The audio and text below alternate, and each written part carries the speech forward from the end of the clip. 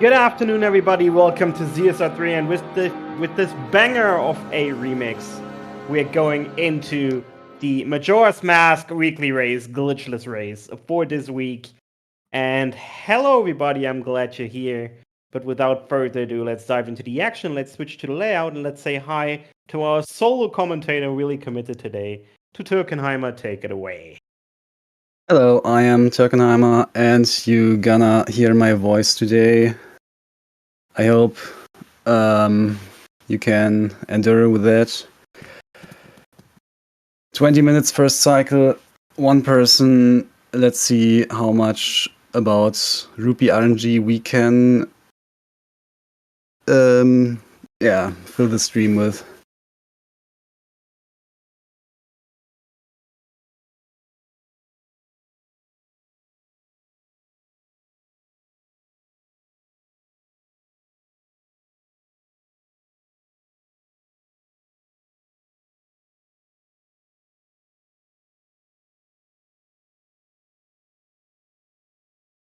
Alright, and it started.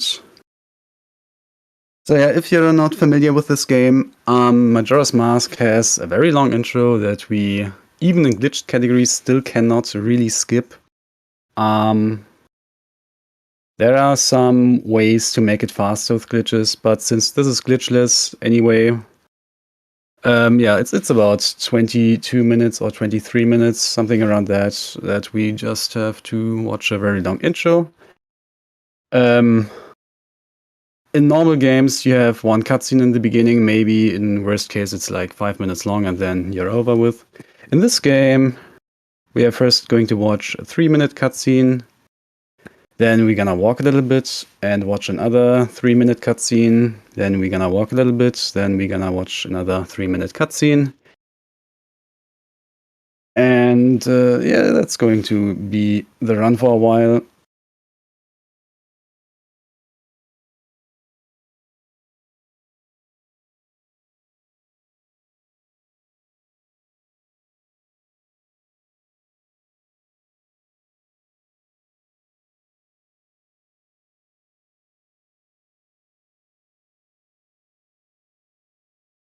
And apparently there was a little bit of an issue with the start. Didn't even really notice. But as long as everybody is half a minute behind, I guess it doesn't really matter.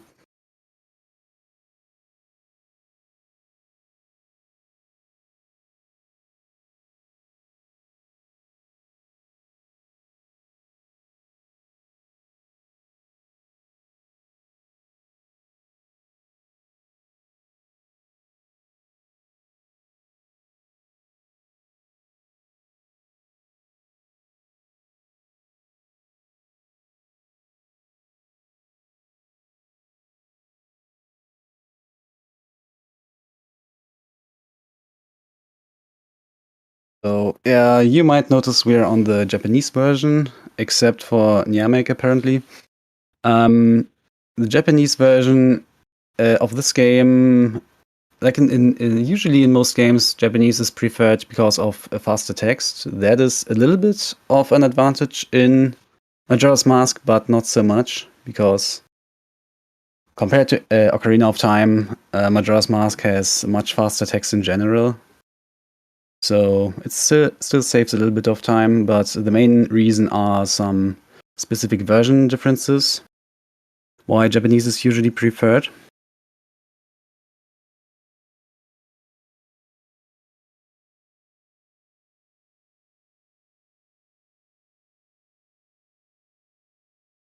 Yeah, don't worry, Vivaldi Beast, you will get what you're looking for.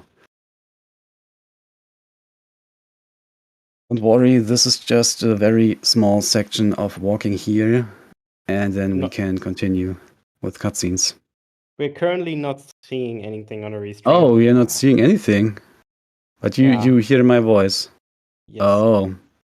I Well. got it, though. Now we have a feed. Yeah. Okay. Okay. Yeah, maybe not seeing anything is actually better because Niamek is streaming in widescreen. I'm sorry, but yeah, I had to point that out. I guess, yeah, it should be fixed on the restream, but I can see Yamek in widescreen. And it hurts my eyes. Yeah, I don't really know why Namek is playing in English. I guess it's just personal preference.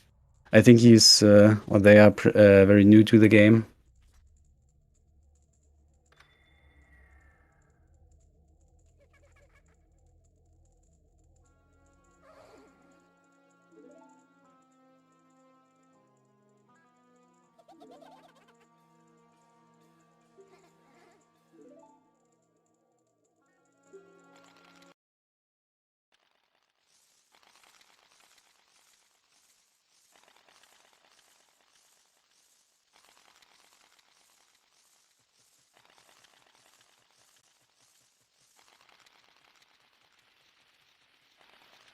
Alright, do we have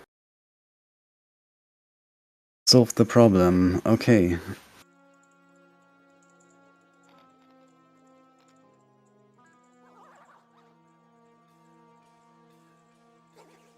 So yeah, in this cutscene we become Deku, and Deku is the main reason why first cycle is so bad, even in glitched categories, because as Deku we are stuck and Deku cannot really do a lot of things. Deku cannot really do use any items. He is very small.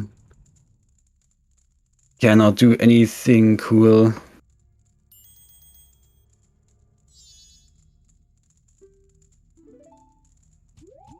Although there's actually one cool thing that was just found recently. There's a new escape method.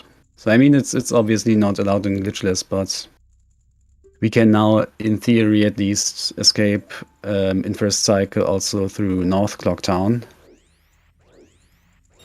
I mean, it's currently not useful, but it's a start.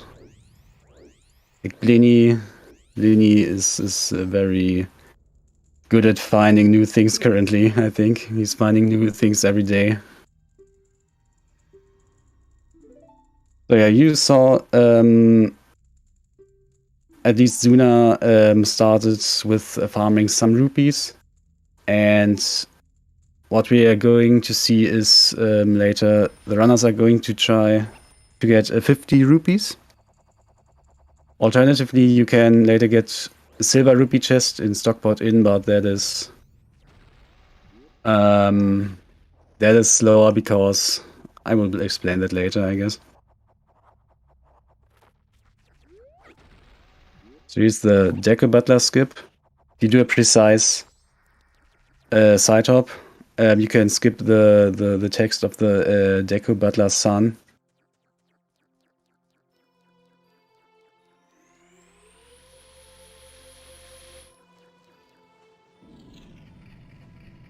And now it's time for HMS skip.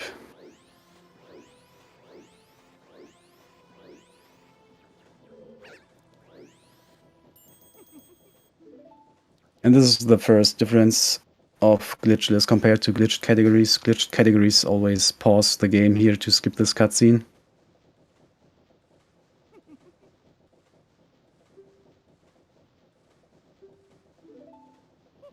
Yeah, there's a Zuna, there's a really cool thing you can do. You can start the bomber kit race, and then when you start the race, this balloon, the Majora balloon, is still there, even though the kit that tries to blow it up isn't there anymore. And so you can blow it up without the kit. Yeah, getting this little cutscene. So what you can do instead is interrupt the cutscene of when Blast Mask starts, and then you can somehow walk around during the Blast Mask cutscene. It's pretty cool. So yeah, I guess first cycle skip soon.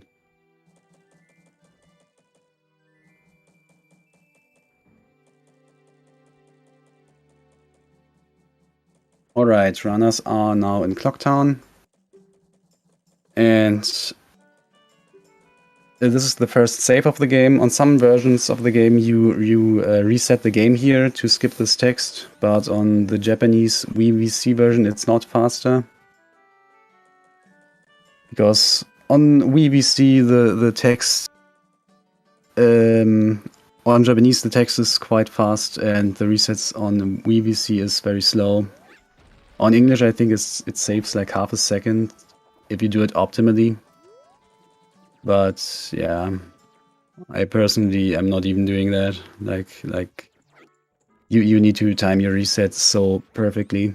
Top runners do it, but Namek also didn't do it. So now we want to make it day of the third day. We want to go to night of the third day.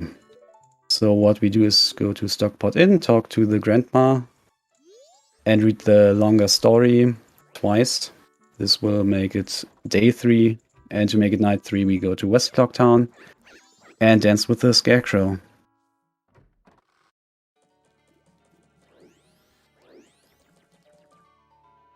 And after that, it's just wasting in-game time. And getting Bomb Bag. Bomb Bag is 50 rupees. We want to buy that.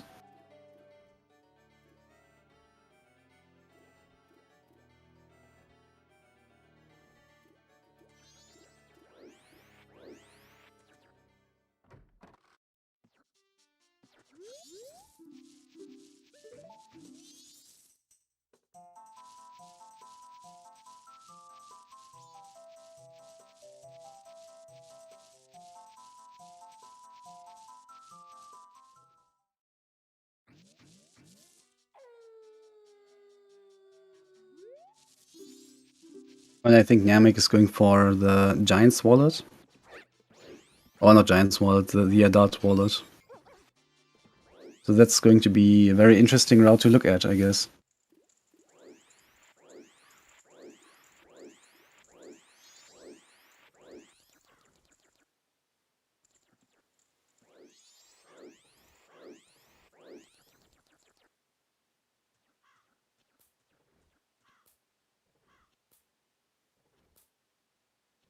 Oh yeah, one thing I forgot to mention, of course, we need magic.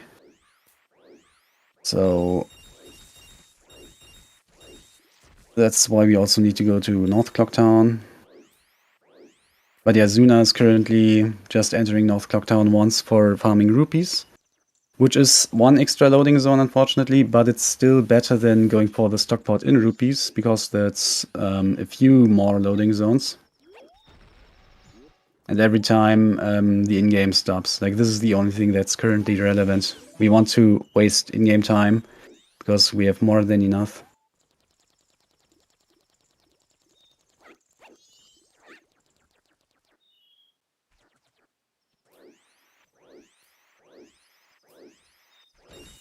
So if you get very lucky, you can even skip going to North Clocktown one extra time, if you get very lucky with rupees in the very beginning.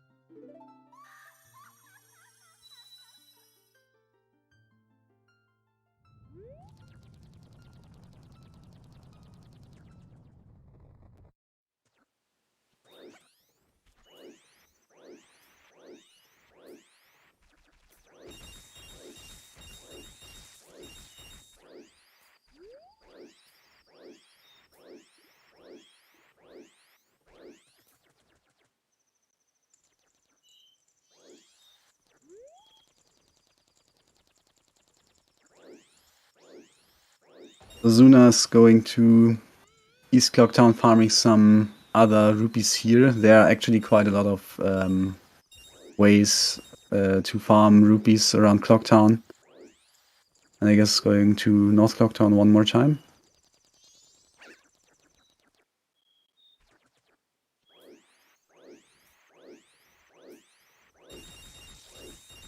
Yeah.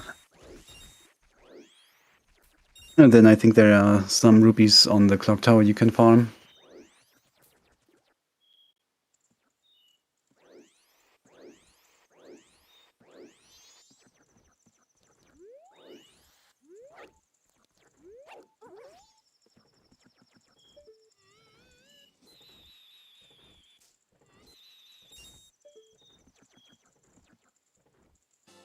Yeah, nice heart piece.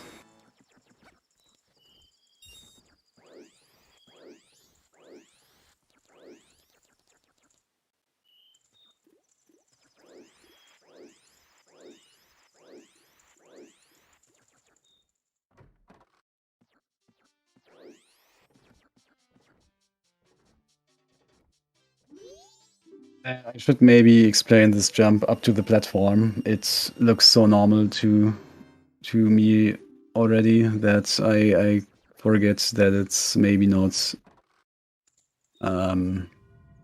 what the casual player normally thinks how you get up there. So this is called a gainer. You can jump. You can do a backflip when you stand in front of a wall and release target and target one frame right after, and this makes you kind of snap to the wall. So you can do a backflip in place. And this is just high enough that you can reach up to the platform without doing this side quest.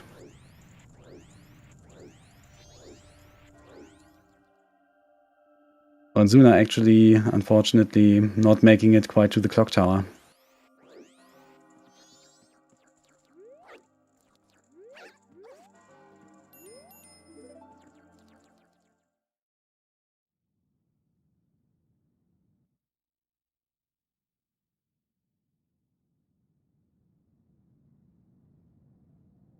So yeah, now we get our ocarina back from the Skull Kit and learn Song of Time, and yeah, then we are finally out of first cycle.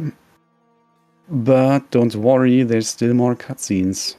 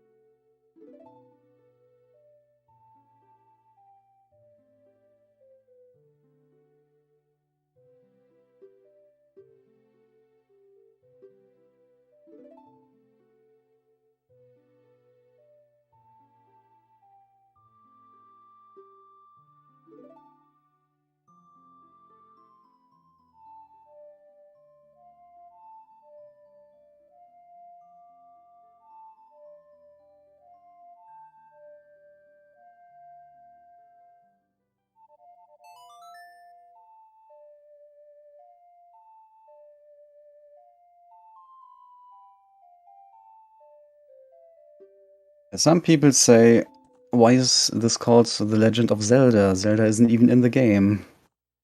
But there she is.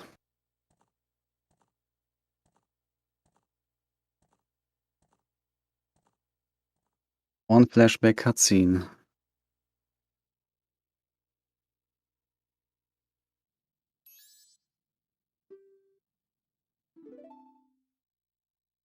Yeah, reset. I mean, yeah, reset soon, I guess. Because when we play Song of Time and press yes on the save option, the game saves instantly. And after that, normally when you play Song of Time for the first time, there's a long cutscene, but you can just skip that by resetting the game.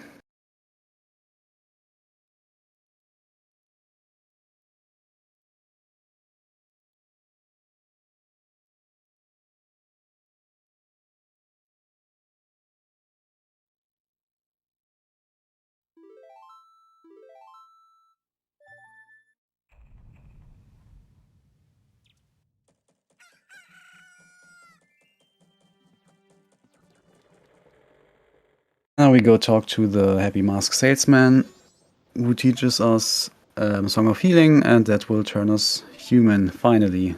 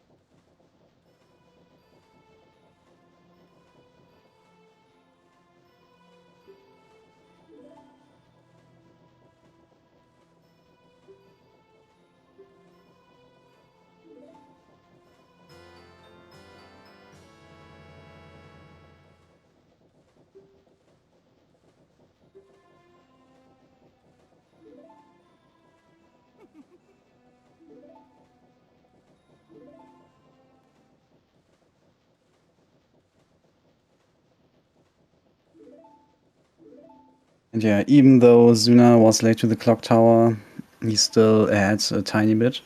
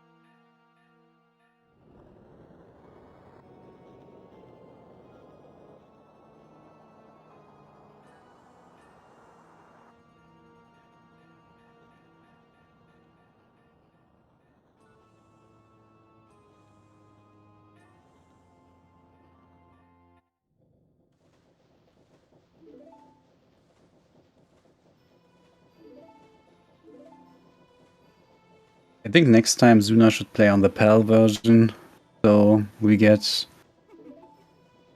a little bit of a better and equal race.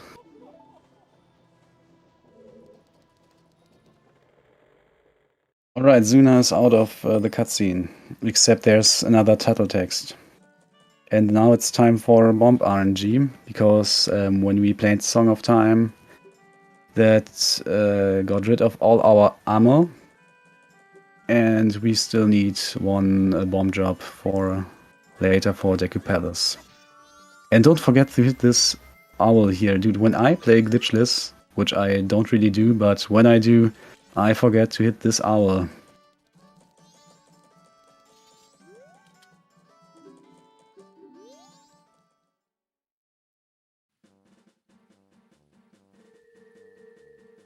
I mean, you can change the region of your Wii. Although you probably don't have the PAL version, and so you need some guy from eBay who has the version on their Wii, since nobody would do anything else to get the Wii games nowadays, since you cannot buy them on the Wii shop anymore, right? So getting a Wii that already has the game on it is the only way to get the game, right? Okay, Zuna's getting a little bit unlucky with Bomb RNG, and what he's doing now...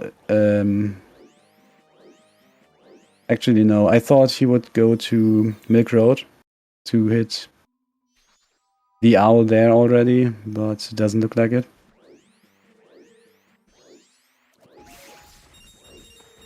And yeah, Trulinan's already in the cutscene. Got a bomb job. And yeah, if you worried that we would run out of cutscenes, don't worry, there's another one. Oh, Milk Road Owl isn't worth it? I thought people do that. And Yazuna already inverting. Normally, I think you optimally invert a little bit later. But since he got so unlucky with bombs.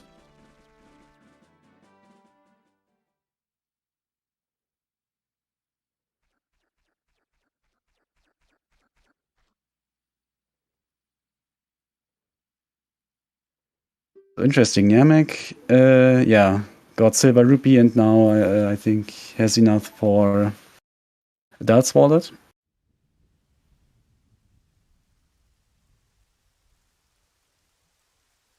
And I guess is buying bombs now.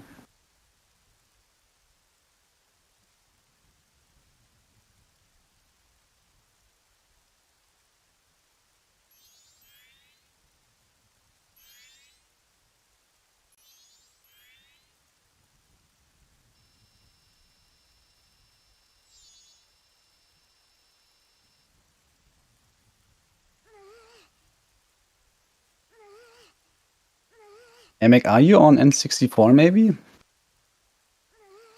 Because that would be pretty pog.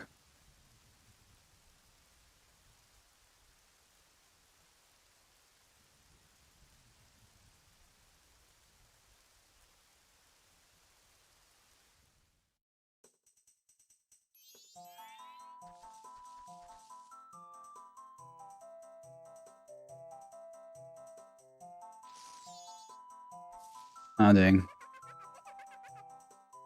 If they would have been on N64, I would have instantly cheered for Namek.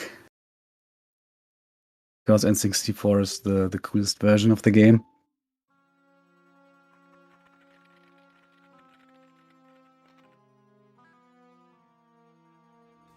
So Truly already in Swamp, so Truly is ahead. And I don't really know what Namek is doing. Oh, forgot the owl, yeah.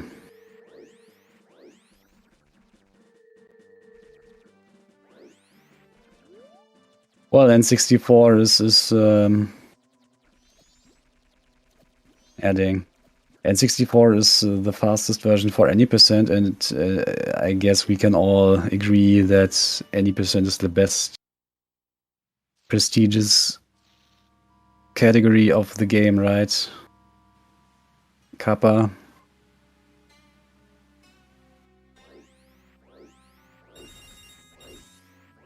Oh, nice, intended Deku Palace. That's going to be a lot of RNG.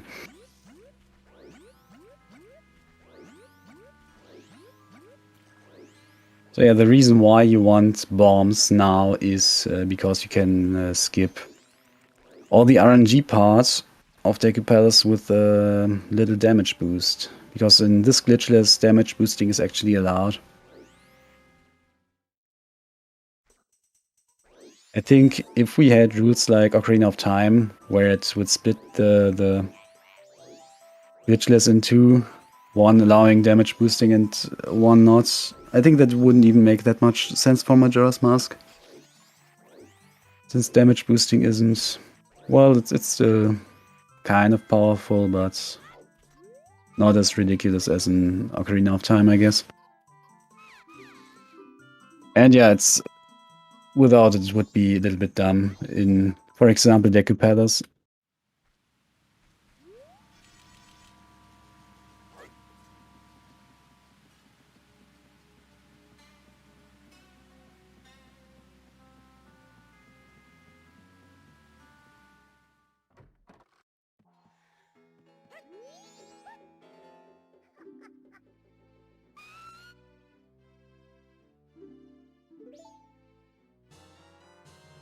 Julie still ahead. But Julie is going back to Lost Woods, and as well as Lulu. And they will do the boat ride, but Zuna is going for the Octoskip. And the Octoskip is still a relatively recent change in rules, and also the setup here is relatively recent discovery that it is now allowed on Glitchless, because it's a very precise jump that lets you skip this Octo. Normally you would need to save the witch and then take the boat ride, and that takes much more time.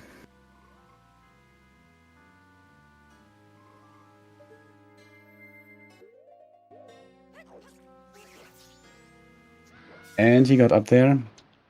Looks like first try. He just needs to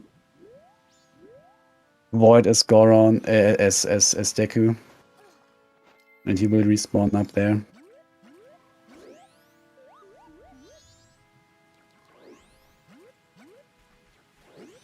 And he got it.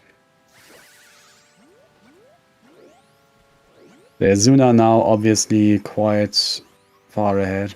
And Yamek hitting this owl in Swamp, which probably means they will come back later for buying magic beans. Optimally, you buy all your magic beans at the bean seller in Deku Palace. But if you if you don't do everything in one cycle, you will need to buy them later.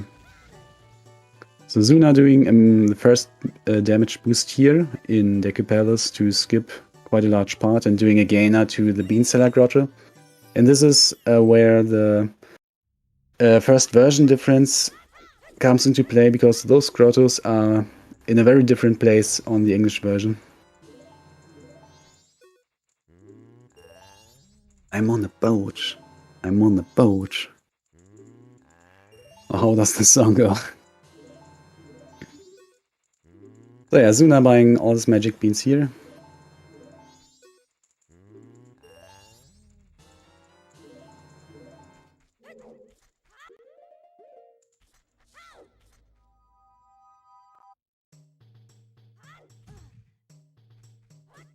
Yeah, doing another gainer up to the other shortcut grotto.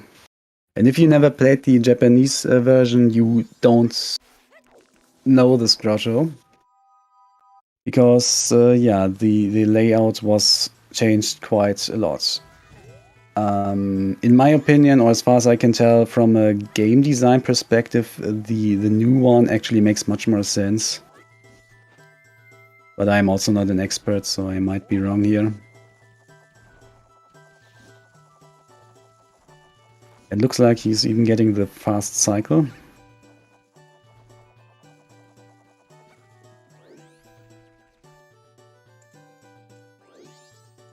Yep. Okay, Truly apparently also waiting for RNG. I didn't see. Maybe Truly didn't get bombs. Maybe.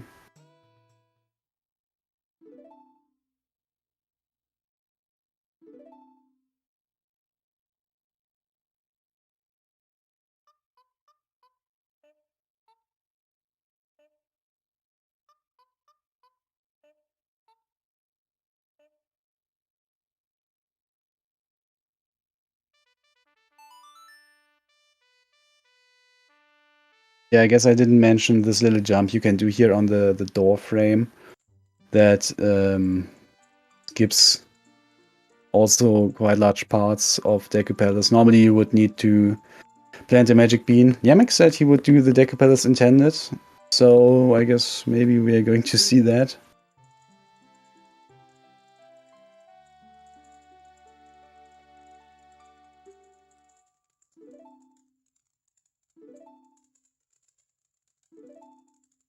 And yeah, Truly also learning Sonata. And Lulu probably following soon. Misses this jump once. this jump on the door frame, this is a very tricky jump, and depending, for me, sometimes just my controller calibration will make it that the same setup sometimes works and sometimes not. Like, I always need a different setup here. This is really stupid.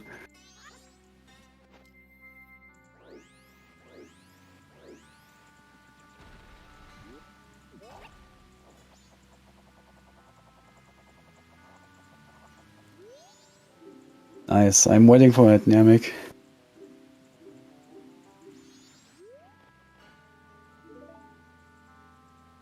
Oh, there we go.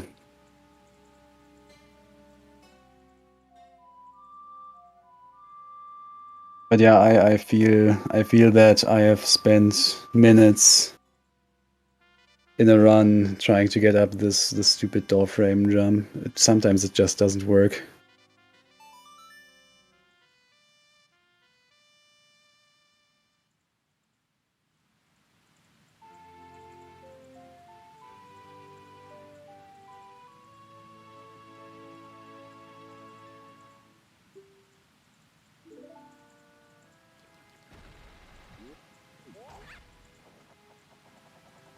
So yeah, Zuna and Julie on their way towards the Waterfall Temple.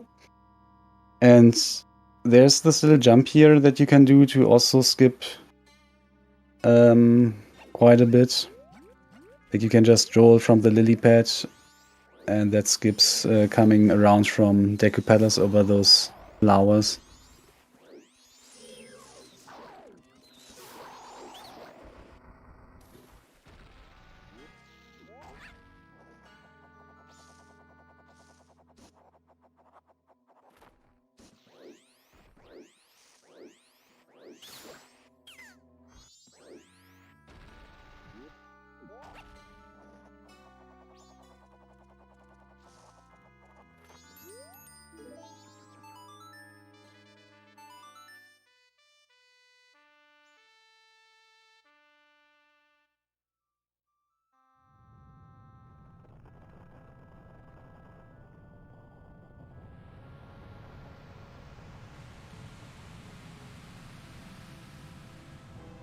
And intended strats, I love it.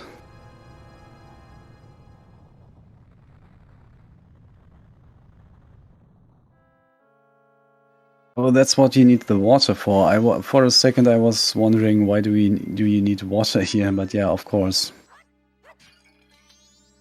And yeah, Zuna hitting the Woodfall Owl, that's because we actually come back later here. Because 2-trip Woodfall Temple is actually faster. You don't want to beat Woodfall as your first dungeon, because you get an extra cutscene. I know we all love cutscenes, but yeah, it's not fast.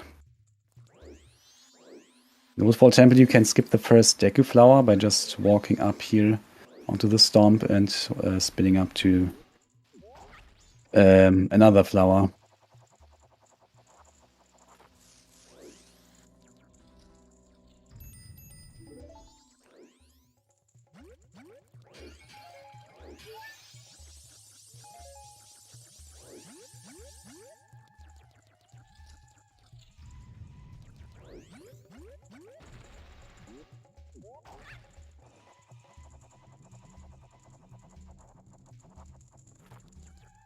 But yeah, Namek, I think just learning the door frame jump, that jump is actually not hard, so I recommend learning that.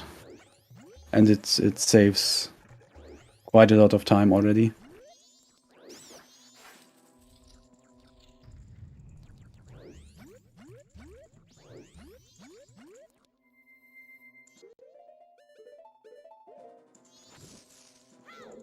So yeah, Zuna and Julie are now already in the temple.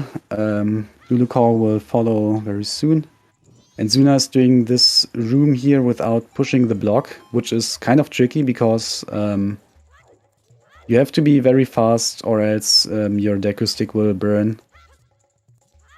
So the time window there is very tight.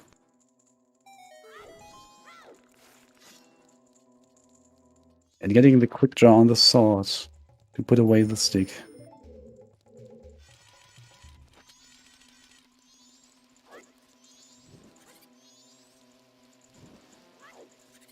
One of the worst rooms in the game, in my opinion.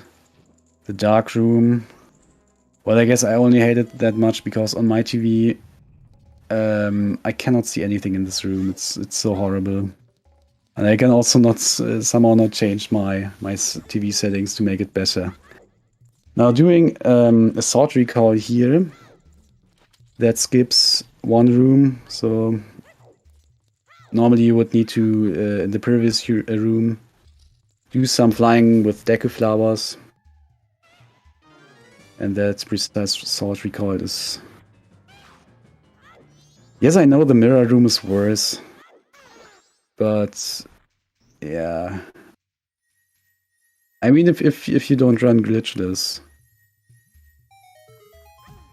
then my opinion is valid. Just don't ever run Glitchless.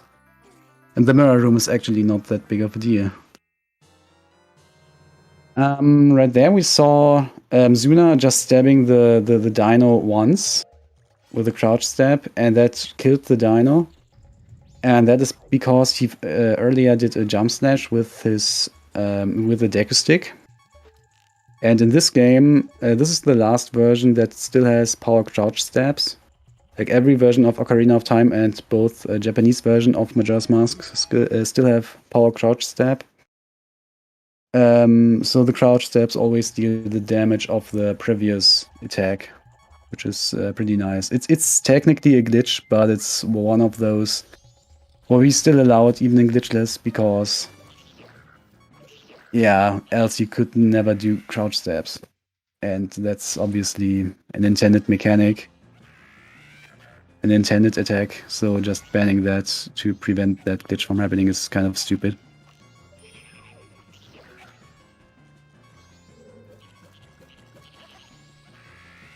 So now Zuna's setting up his health here for an upcoming Death Warp.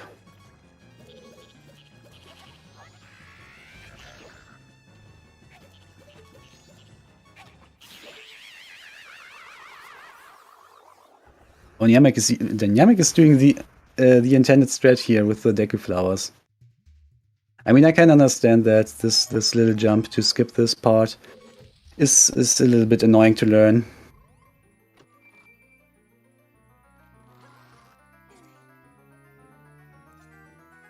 So if Zuna didn't do any mistake here, he will die right when the jingle is still playing. Yes, he got it.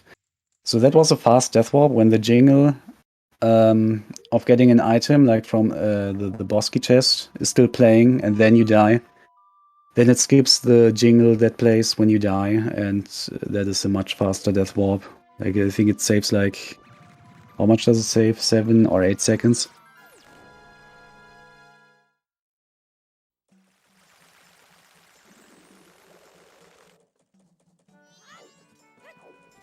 So Lou is doing the sword recall here with the Deku stick.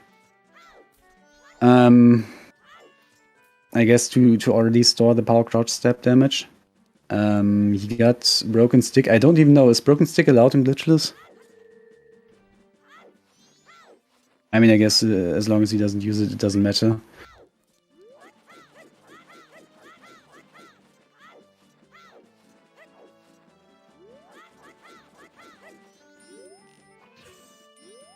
So yeah, I guess that's one thing that you can do.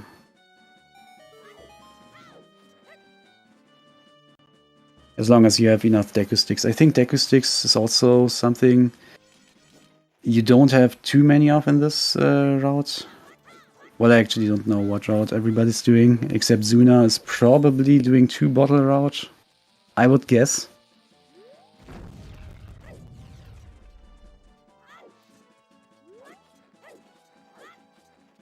And yeah, Zuna and Truly on their way to Mountain Village now. And Truly almost dying.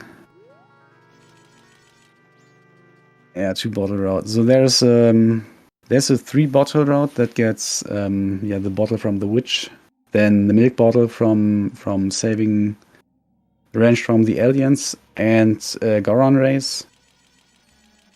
And then there's a very slightly slower route. I think it's like, how much slower is it? 10 seconds? Which skips, what does it skip? Saving the range, I think, right? 15 seconds, okay. But yeah, Zuna is always cheering for this route. So in this case, it's the preference. And not having to deal with in-game time later is actually kind of nice, I guess.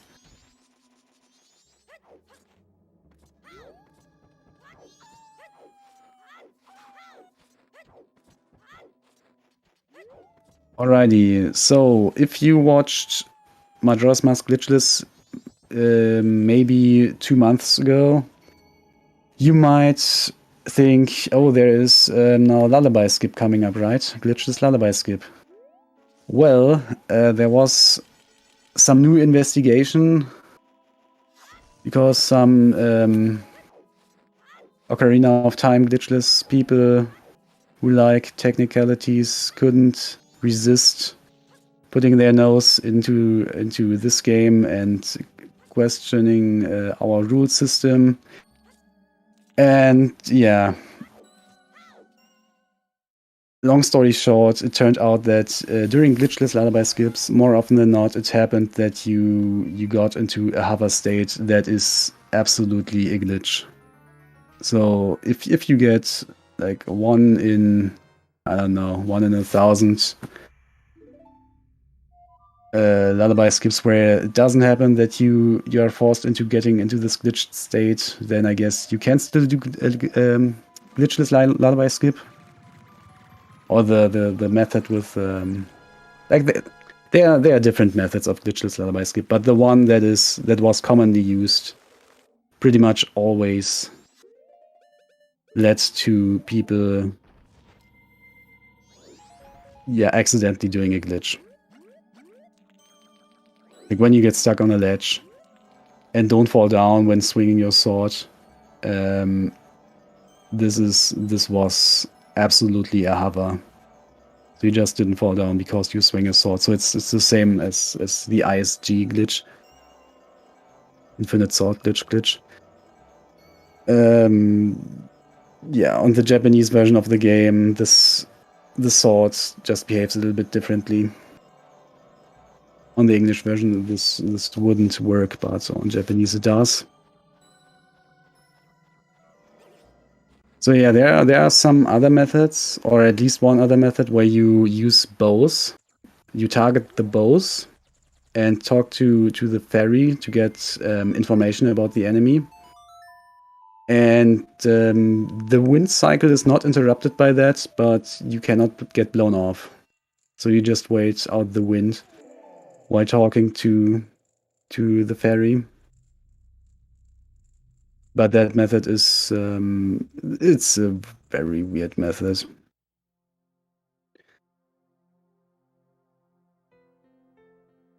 So I think nobody's currently doing it, or is anybody doing that?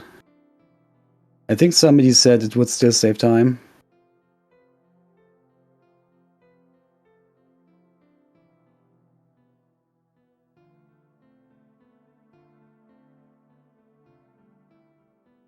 Oh yeah, it's night only, right, because you need both to be there. So the route would be very different. What was it? I think then, don't you do the temple quite in the end or something like that? Oh wait, no, that was okay. No, there was also a glitchless discovery of getting powder keg early. I think, yeah, I would explain too much to fit that into this commentary. But yeah, there were several ideas of doing Lullaby Skip now in a different way. I don't know how that turned out.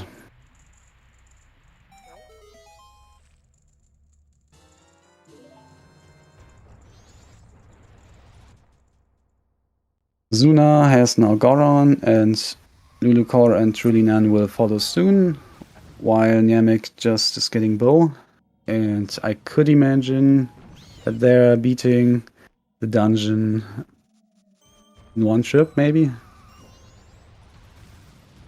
Yeah, the tattle method requires powder keg early. So you can skip doing Noah Temple for quite a while.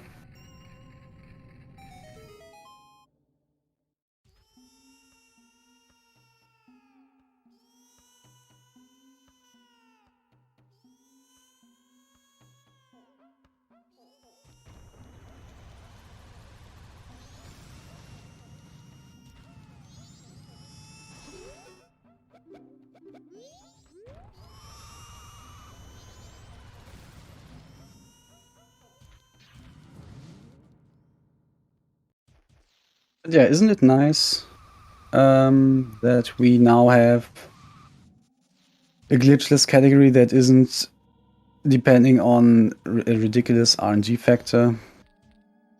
Oh, also, Namek is not doing Waterfall Temple in one trip. I am very surprised.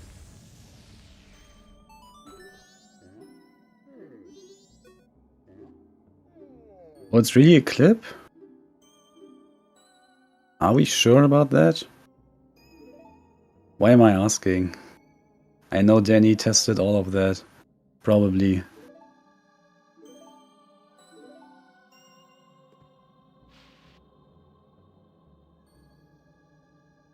Oh, that's too bad.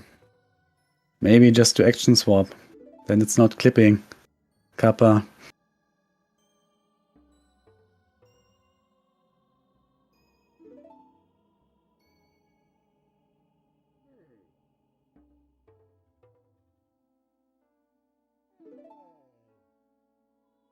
How is it a clip? Don't you just climb up there and then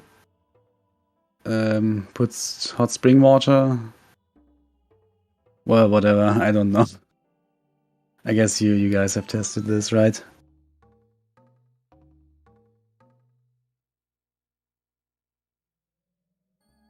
So yeah, there is a method where you can go to where the Goron with the powder keg is.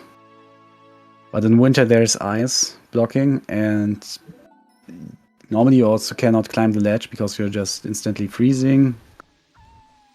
Or can you even climb? I don't know. But there was a method found where you can climb the ledge and then drop hot spring water to melt the ice. But apparently that's also a glitch.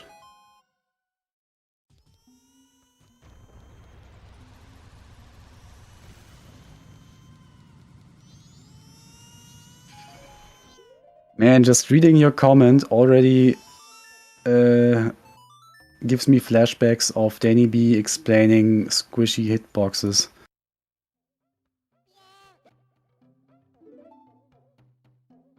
Squishy cylinder hitboxes.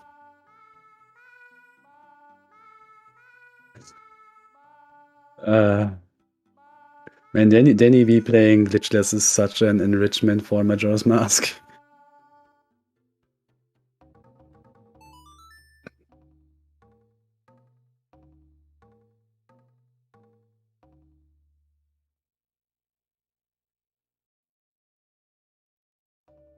I don't even know what does bug limit. Does it a recoil flip from the upper platform? So yeah, there are apparently many different ways to get powder keg early, but all of them are not allowed in Glitchless. Recoil flips are not allowed.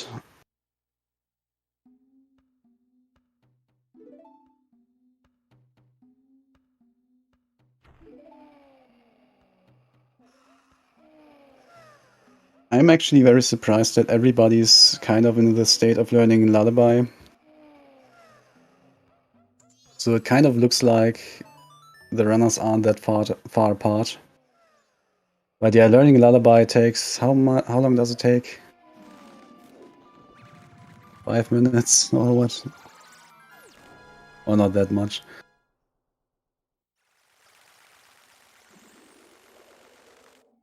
Forever. That's a long time.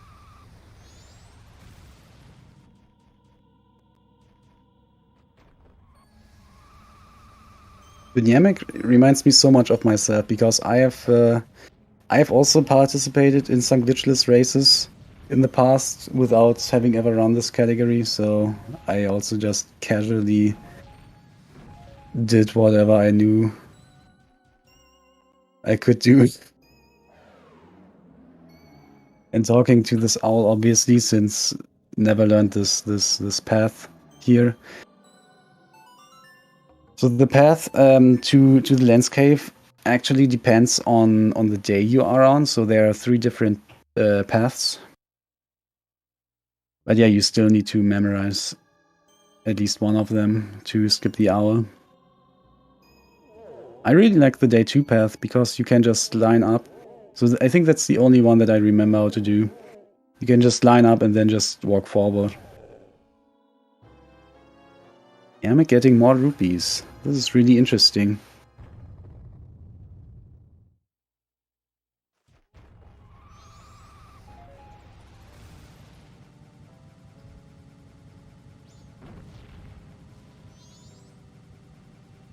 Zuna is now doing lullaby, skip, skip, skip, skip. I think we are on... Is it skip, skip, skip, skip now? Yeah.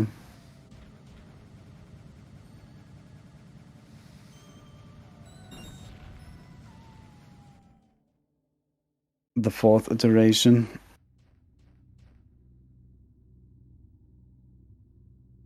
I really hope that we're getting to 6 skips, so we just need to find yet another method that then gets banned to get 6 times skip.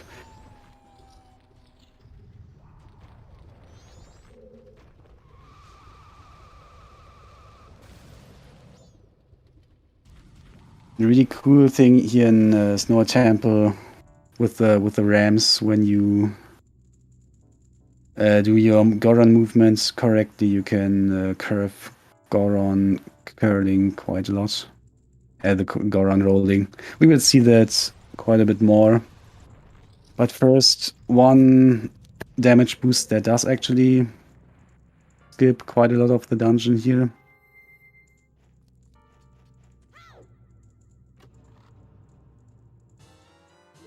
Oh, nice, the Goron roll start. Dude, that's so good.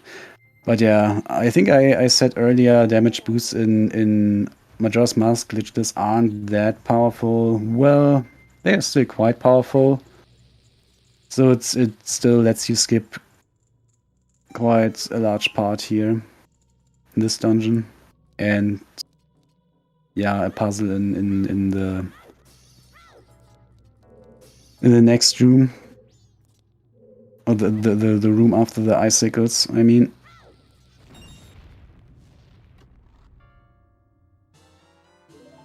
It's really funny how easily you can juke this icicle room. Like, you don't even need a gainer. You can just do a precise jump there and get up there. And normally, casually, you are supposed to shoot all the icicles on the ceiling. So here another example of some cool precise Goron movement.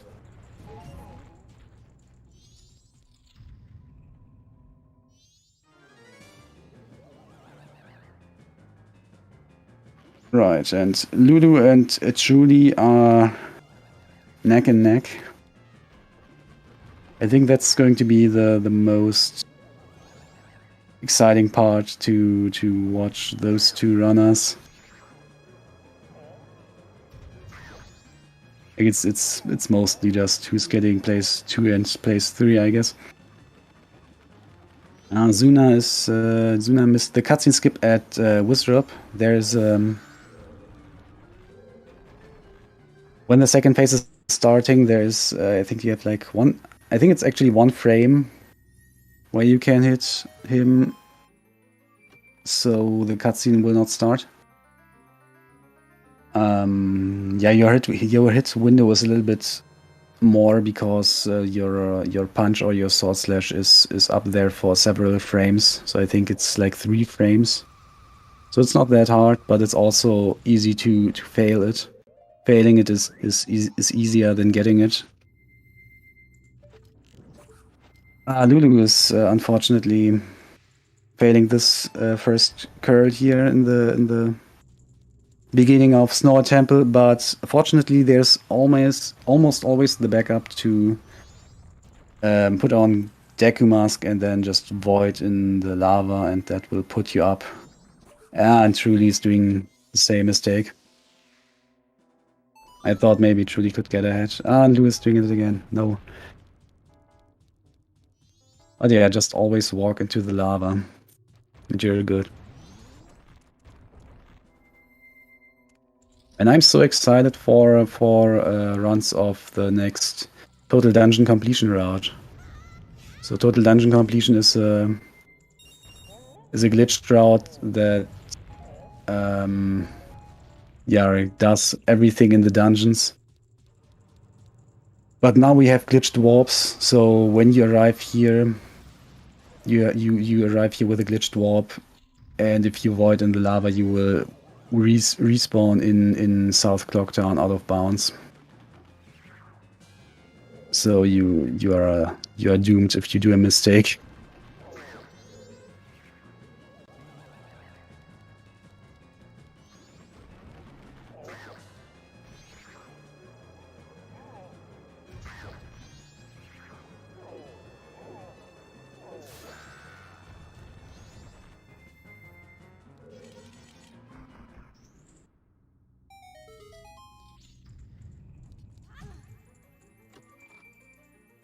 Alrighty, so Zuna beat the second Wizrop, getting the boss key.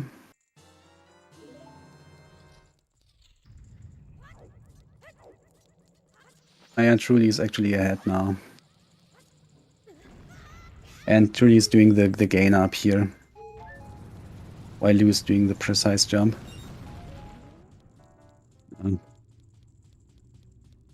The gainer is certainly easier if you already know how to do gainers. I don't really know how the jump works, honestly.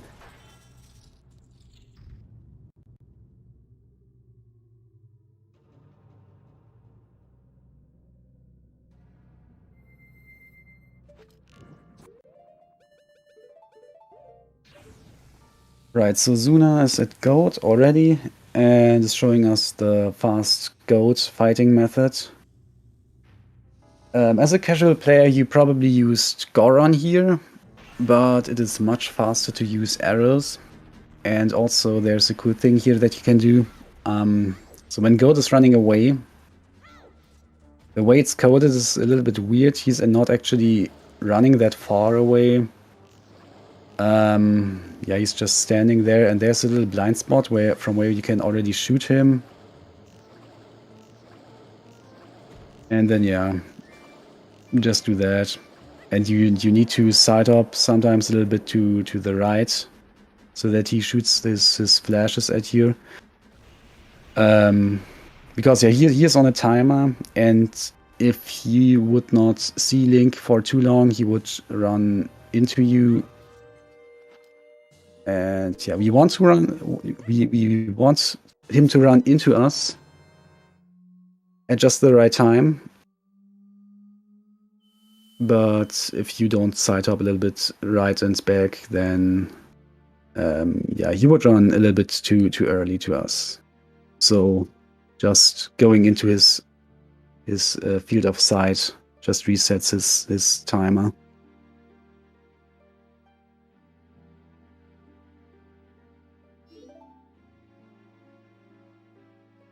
So yeah, Zuna is now at the Oath to Aura cutscene.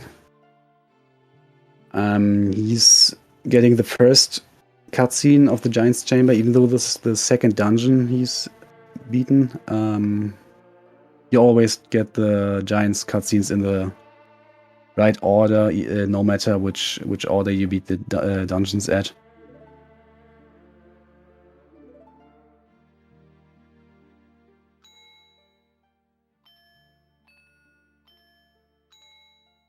Yeah, exactly. If you kill him when he's not running towards you, Goat is running away, and that's also not what you want.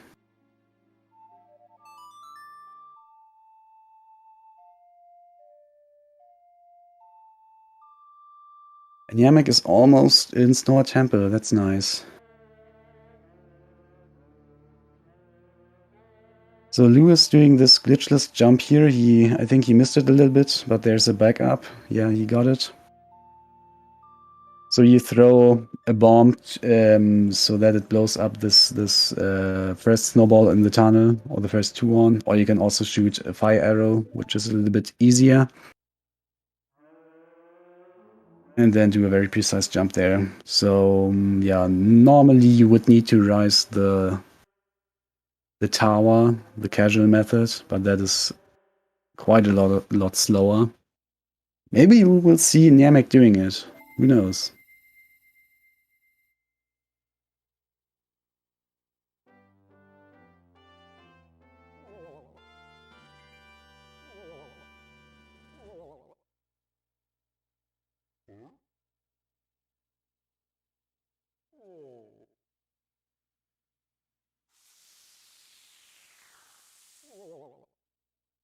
I truly had a little bit of a trouble there, unfortunately.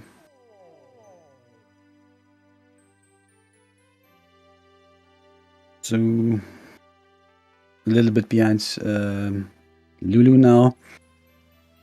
Actually did, I think, truly reset the cycle, did he? While Lulu probably did not. So actually Lulu is, I think, quite a bit ahead then. I'm not sure. I didn't pay that much attention. Zuna is now in the Spring Mountain Village. And yeah, doing two things. First, doing the powder keg quest. No, first getting into the grotto, which is absolutely intended. This was RNG manipulation, Kappa. But yeah, going to the Goron here and starting the powder keg quest and then doing Goron Race. I think. Yeah.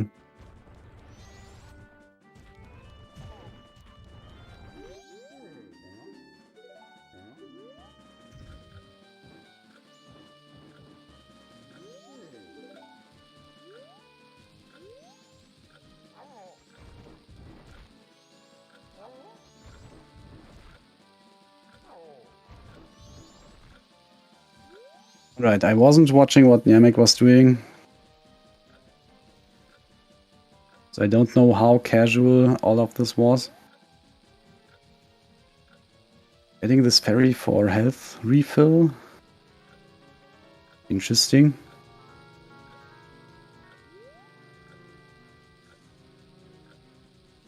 Oh, doing it. Oh, Goron damage boost. That's also interesting. So if you don't want to do a gainer. Ah, yeah. So Lulu, if you look at that screen, that's what can happen, unfortunately, if you mess up goat fights. So that's not exactly how you want this fight to go. But even in this case, it is still faster to use arrows. Because Goron is actually very slow.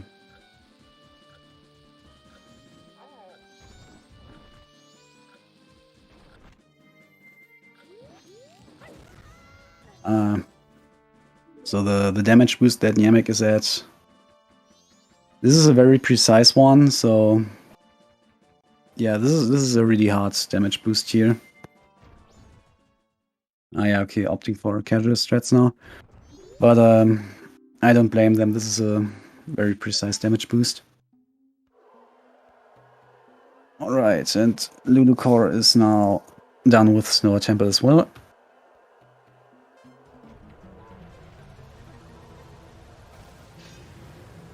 Zuna Goron Race, so little optimization there is you can already start curling before the race starts. As long as you don't go over the starting line, you don't get disqualified from the race. Again, truly getting the good goat fight, so catching up there.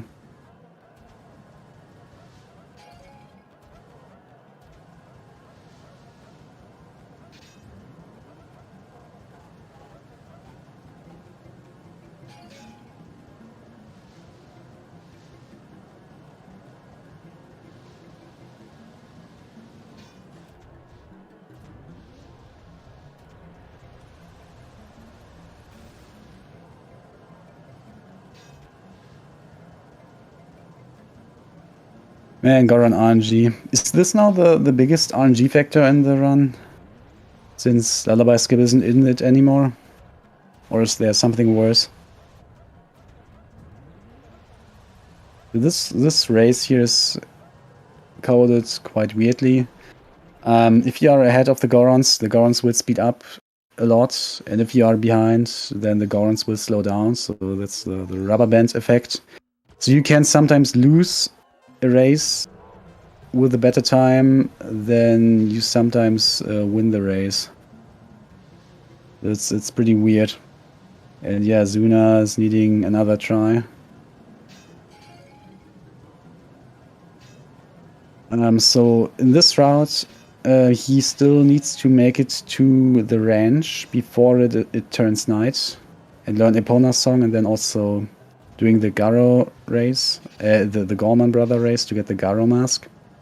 So that is something to have an eye on. So he doesn't have infinite tries, or at least he needs to. At some point, if he loses too much time, needs to go to the ranch first before doing this race.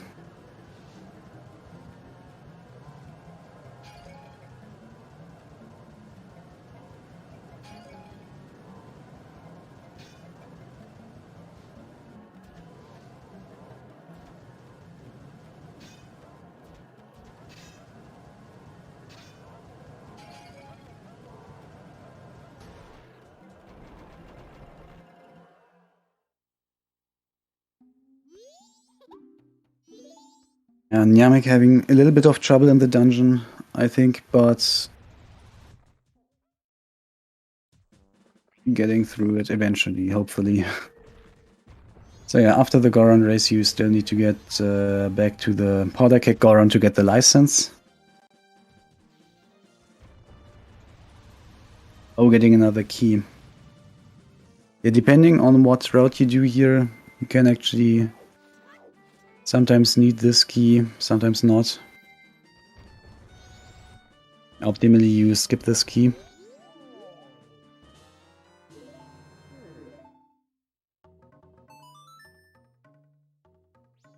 The intended route of this dungeon is actually pretty bad, because you need to backtrack a lot in this dungeon. So this key here that Yamek is now getting is intended to be gotten after you get fire arrows, which is just insanely stupid backtracking.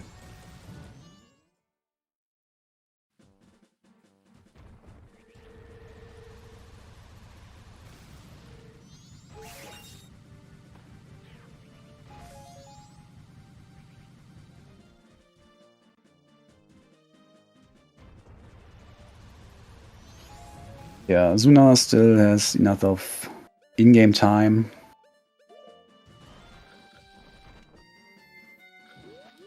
In this game, fortunately, with Inverted Song of Time, we get much more in-game time. Like it's 3 times compared to uninverted.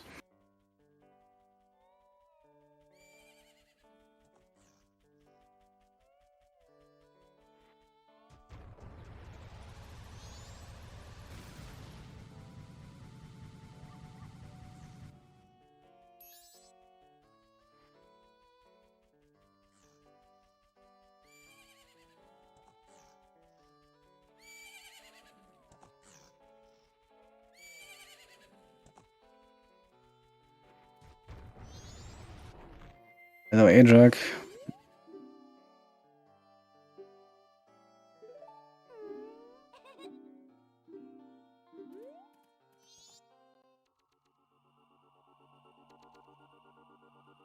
Alrighty, so Lulukor and Julinan both about to do the Goron Race. Zuna watching the aliens cutscene. It isn't even going to save the ranch later. Shame on you.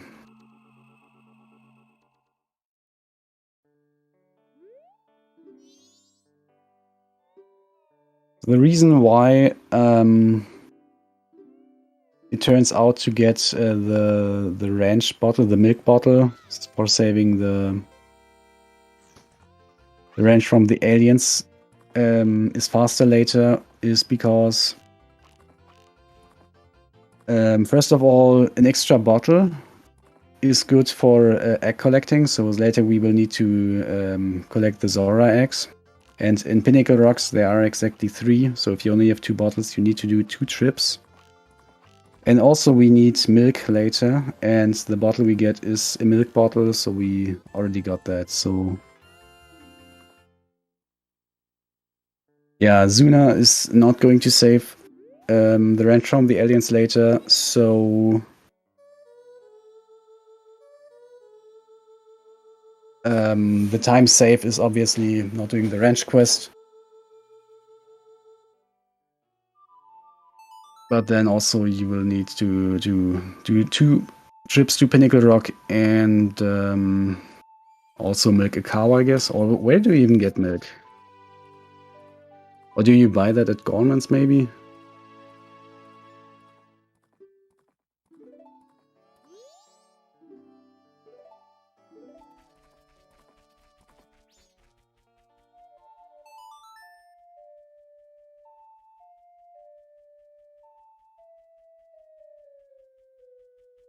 Ah ja, Cowgarter. Okay, I see. Yeah, the topic was milk and not powder cake. But thanks anyway.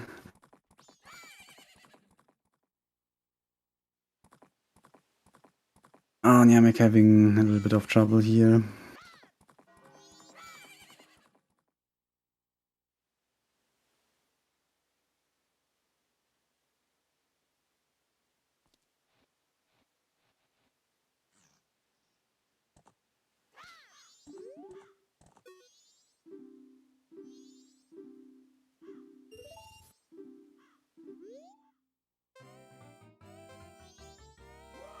So Azuna doing the Gorman brother race.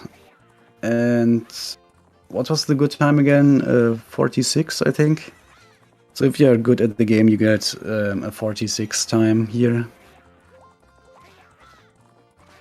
Or if you are me, you are failing the race.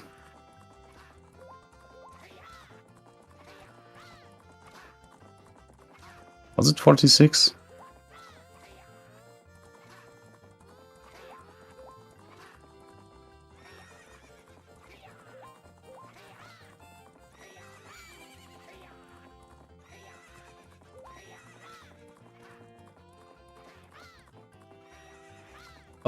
Oh, that's unfortunate. Well, that sucks.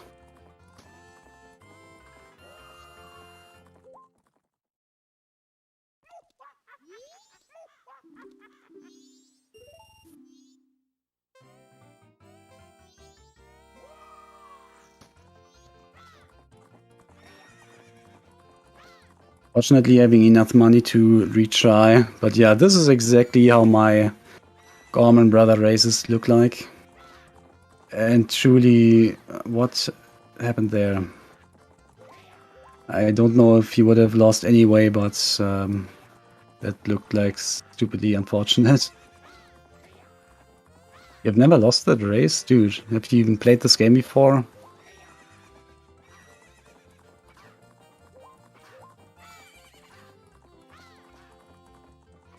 Man, that looked incredibly unfortunate what just happened to Nan. Didn't quite see it, but did he actually lose the race to that?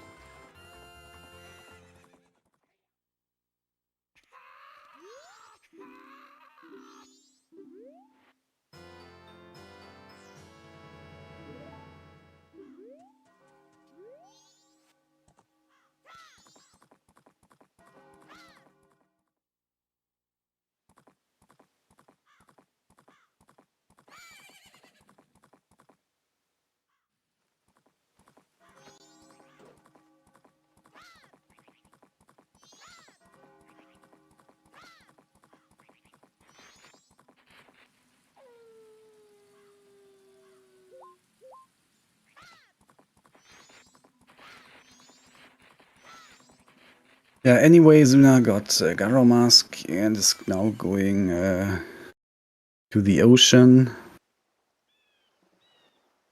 Wait, did you lose it twice? No, you didn't.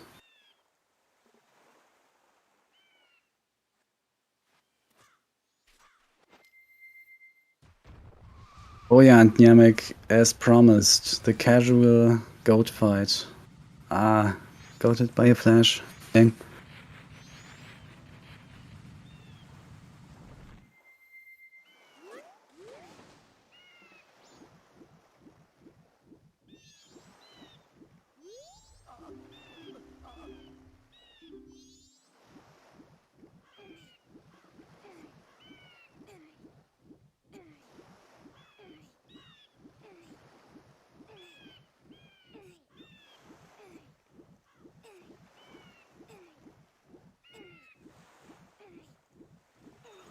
And Zuna doing the horrible casual, or not casual, the horrible Japanese Zora pushing. On the other versions that are not Japanese, you can actually just hold A and you grab Zora, and that makes it much easier. But here you actually need to, yeah.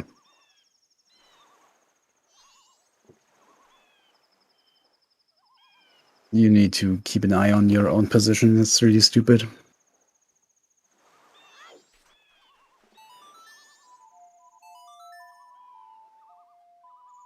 Okay, Lulucore just making it in time to get Garo Mask. And yeah, I think Truly doesn't have any problem with in-game time since he reset the cycle.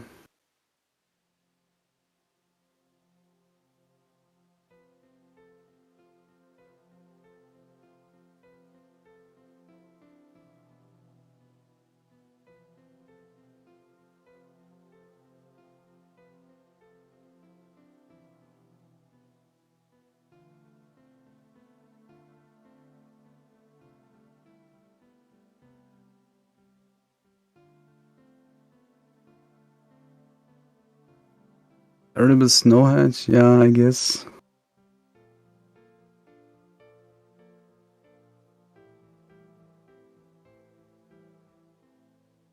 No, behind PB.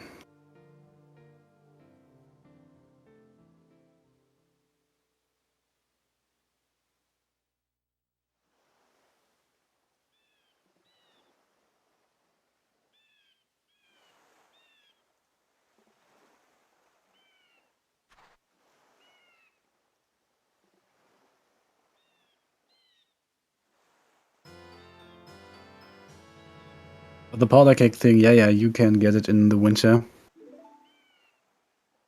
But optimally you don't want to, because you need to melt the ice.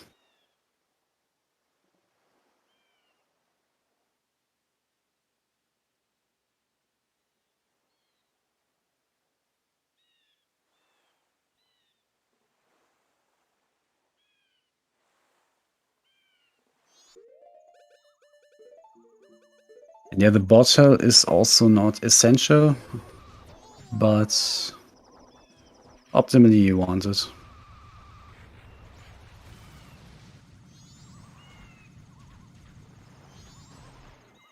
Alrighty, Zuna is now going to Pirate's Fortress. No, actually first to Pinnacle Rock. Okay. So currently I think only has one bottle or already two. No, so one bottle, but in the second bottle is the gold dust, so he cannot use that currently.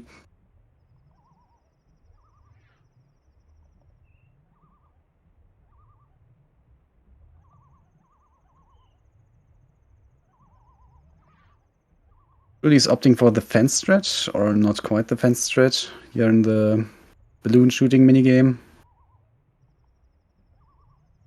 There's a stretch where you can just get stuck on the fence and you can shoot all the balloons, and it's technically the fastest technique, I think, but it's very, very difficult to get consistently good times. because yeah, some of the balloons are so far away. It's really hard to shoot all the balloons.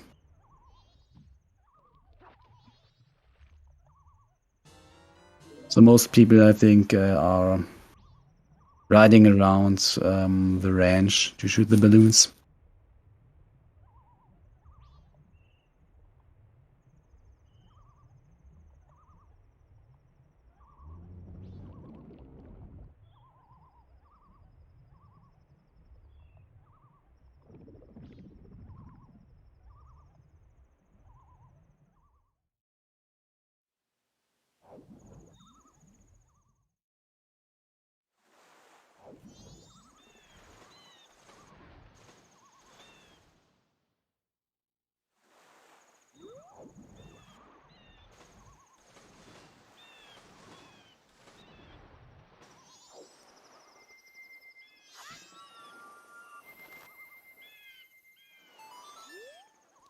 Oh yeah. Yeah, Lulu managed to push Mikao. And Zuna already delivers the first Zora egg.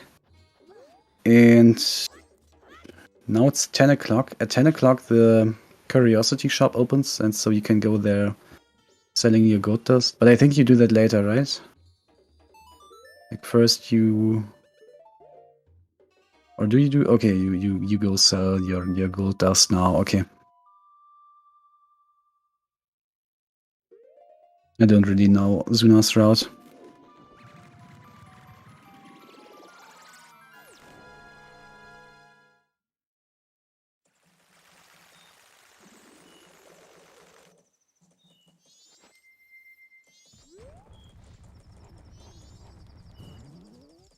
Yes, of course you need to do that now.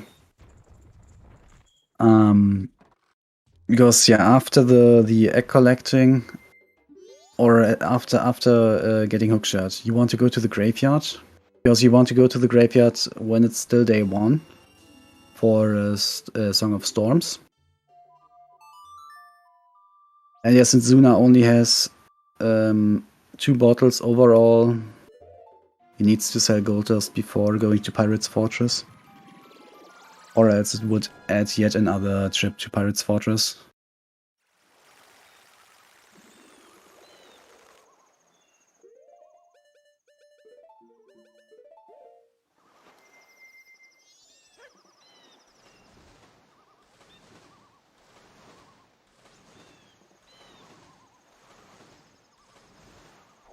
Oh yeah, you can get it on night 2, Song of Storms, but that requires a weird jump. So you can, when you enter day 2, you can get to the other side of the day 1 grave.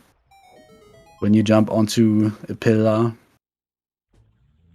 or what is it called? The stalagmite jump.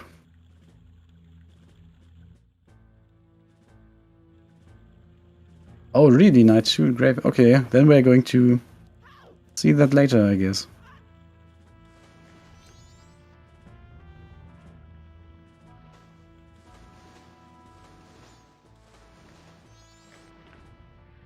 I thought that was not optimal ever, but yeah.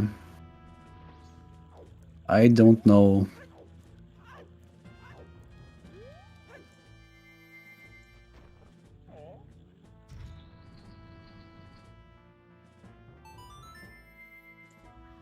Jimmy.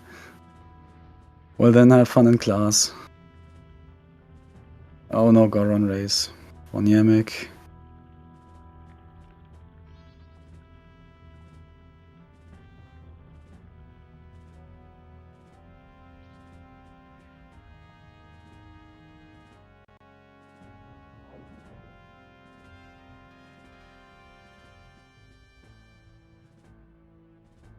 So yeah, Zuna and Lulukora are now both in Pirate's Fortress, and since this is glitchless, we need to make our way through the sewer. Glitched categories can skip this quite easily. But yeah, it's actually a decently interesting section in my opinion.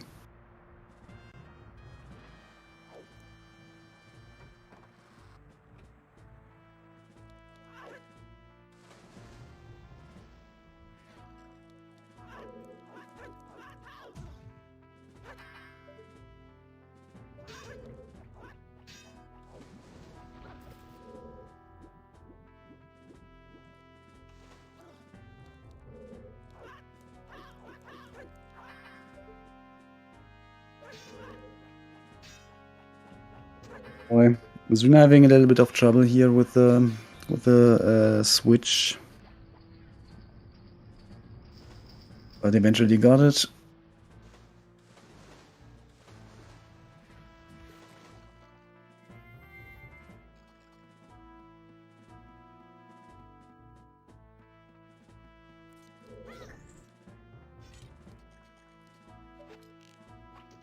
So now on this water pillar here, you want to... Oh, he's actually using bow.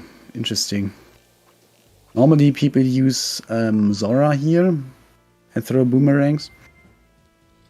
And there's a stupid thing on the Japanese version where Zora can step too far forward when you charge the boomerangs. Or is it really just for human climbing faster?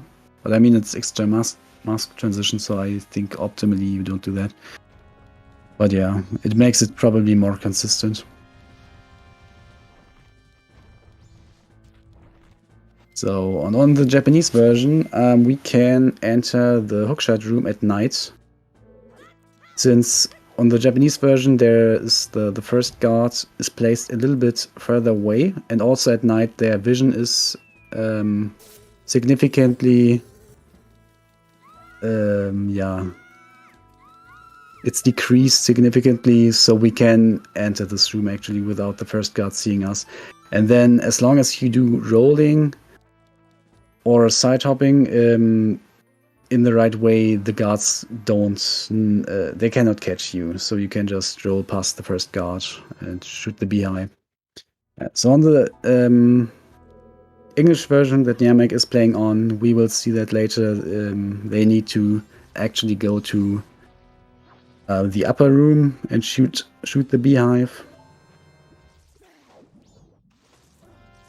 So that's one other version difference where Japanese saves time over English. So yeah, Ludicor is doing what I was thinking of earlier and misses it. Yeah, this is what can happen. So I guess that's maybe why Zuna chose to use arrows. Arrows are a little bit easier to use here.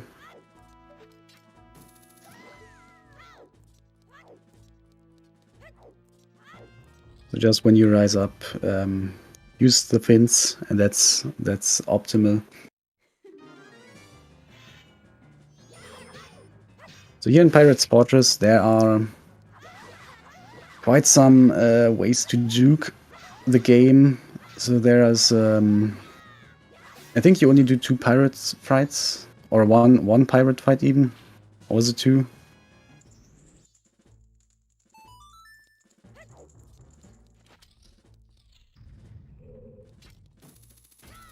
Yeah, just 1 pirate fight, yeah.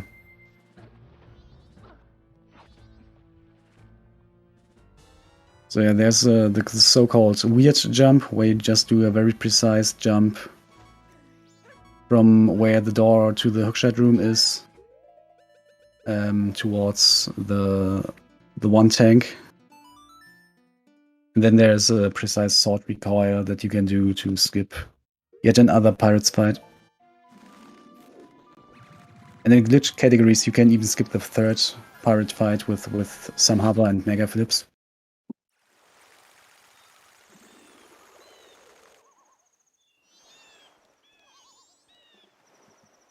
And I think currently the only glitched category that actually does egg collecting is all dungeons restricted. And explosive count is very precise, is very tight in that category. So you barely ever see any runner skipping that 3rd fight.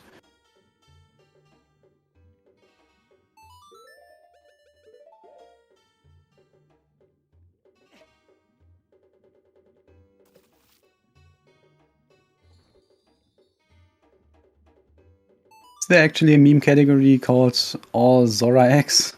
That would be a cool meme category.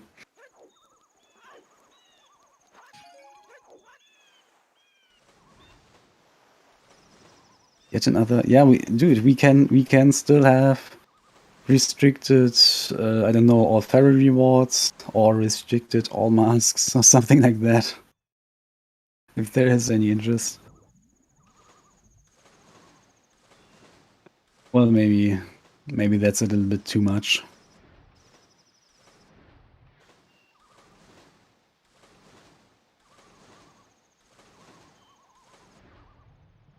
Azuna making his second trip to Pinnacle Rock and finding his way through the milky water without using the seahorse. The intended strat is to use a seahorse that you get from the fisherman after you shot a photo from a pirate, but that obviously would take way too much time. So if you can just memorize the path and optimally do dolphin dives. So that is a strat that is actually not easy to get used to, but once you get it, it is a quite good time save. Did Namek get Goron Race? Still not. Oh no. Dude, maybe at this point you might maybe consider not getting this bottle. Or, well, okay, maybe if you don't get the wrench bottle. I don't know. Maybe you want this bottle.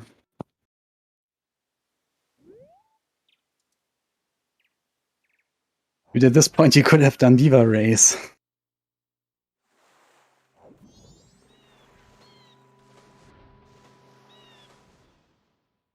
Yeah, one bottle is horrible, but two bottles is actually okay.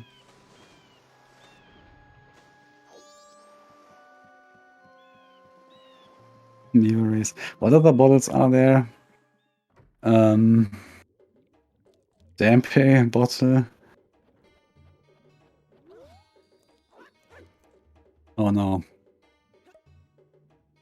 And I guess, okay, glitchless setting. In a glitched setting, it's actually very fast to get the Chateau bottle from Madame Aroma.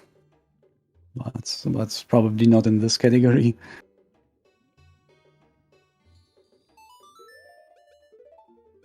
As of our glitchless, there are only 3 bottles that are realistic.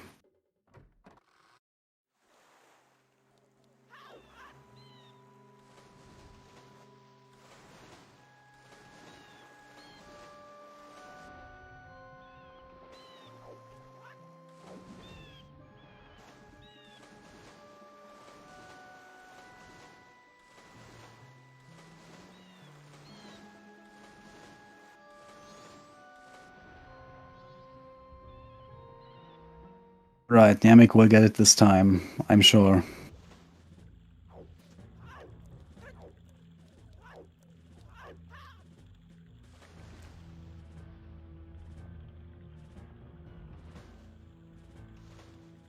This is a record. I'm sure somebody has done worse. For example, me, myself. I think I've done a casual glitchless run where I got about as many Goron Race tries as this.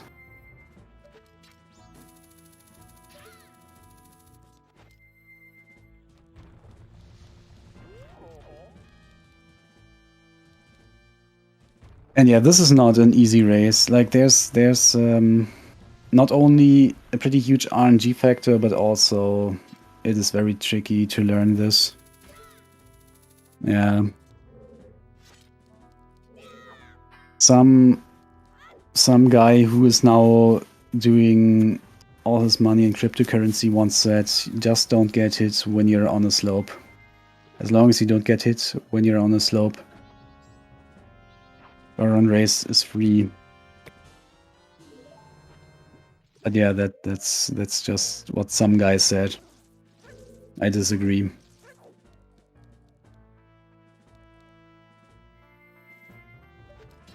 Oh, Lulu is in Graveyard and apparently waiting for Jinx to stop.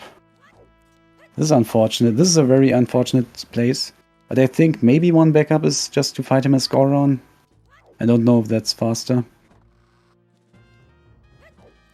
So yeah, what Lulu is doing is running into Kita and dropping the bomb. And then playing Sonata, because now the bomb is close enough that it can hit Kita instantly. And so yeah, Kita is now not running too far away, so we can actually hit him very quickly without fighting some of the Skull Kids and catching up to him.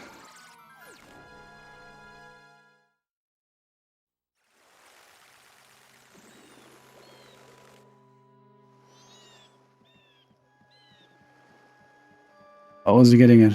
Oh, this looks good. Yes. Finally. Namek got it. We have a winner. First try, dude. First try. Let's go.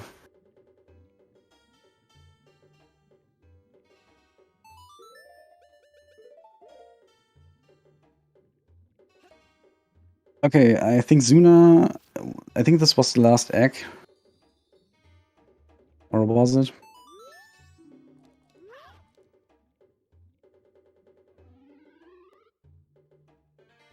Hey, no insults in chat, please. No insults. Only I am allowed to insult anybody. And I have already done that right in the beginning.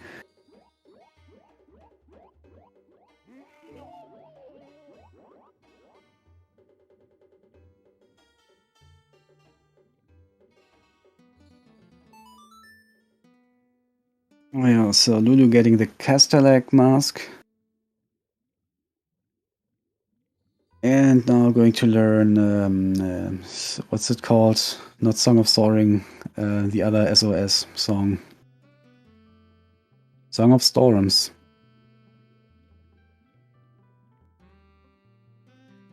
Insult anybody's mom. Man, this is the most degenerate way of insulting anybody. Not insulting them, but their mom.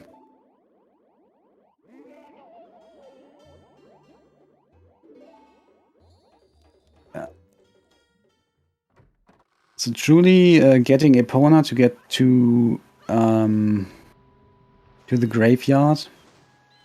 Technically, what is allowed is doing damage boosts over those fences. So this is allowed in this category, but it's very, very bad to do this here.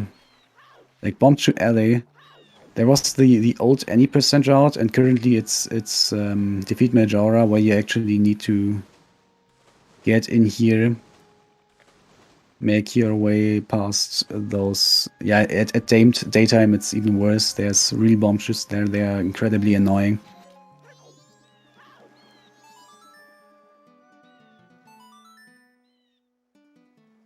Oh really? Oh, this is some interesting strat. I mean, okay, Namek is on English, and on English, Majora's Wrath is significantly harder. Well, okay, well, it depends on what strategy you're doing. Either Majora's Wrath is significantly harder or significantly slower. One of the two.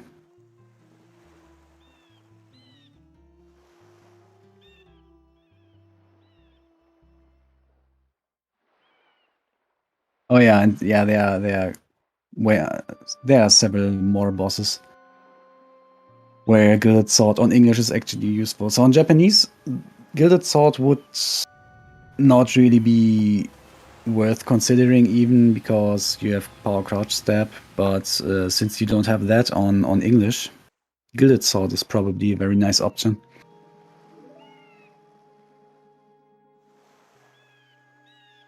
Oh, did Nan get a damage recoil? Oh no. So Azuna is entering the coolest dungeon in this category. Great Bay Temple. In my opinion, the best dungeon, except in categories that just only go there to beat the boss. So in some glitched categories, you only enter the first room in Great Bay Temple and then do a clip out of bounds and glitch your way to the boss room. And those categories are obviously dumb, at least in Great Bay Temple, but every other category that enters Great Bay Temple, in my opinion, it's the coolest dungeon.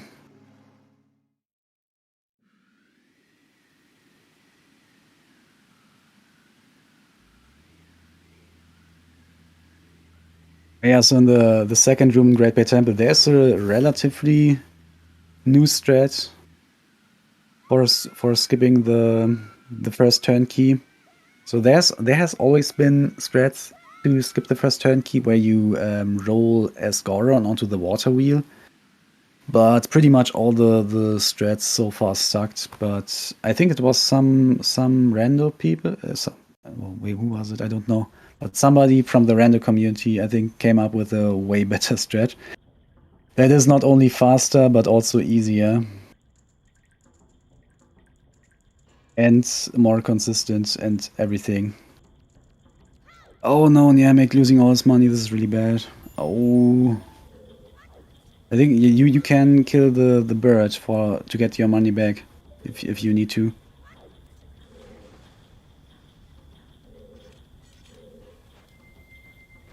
So yeah, here the cool new strat. You just curl already on the platform, roll onto the water wheel, and you're good to go. The previous strats always jumped onto the water wheel as human and had to do some very precise, putting on the mask on a very precise frame, or maybe it was 2 frames, I don't know. And here comes the second turnkey skip. Oh no, not turnkey skip, but early turnkey. You bonk into this wall when you have targeted with a specific angle before that, and bonking against the wall makes you throw. It makes you flying back and always turn around to the angle that you earlier targeted at. And yeah, it's a really cool jump.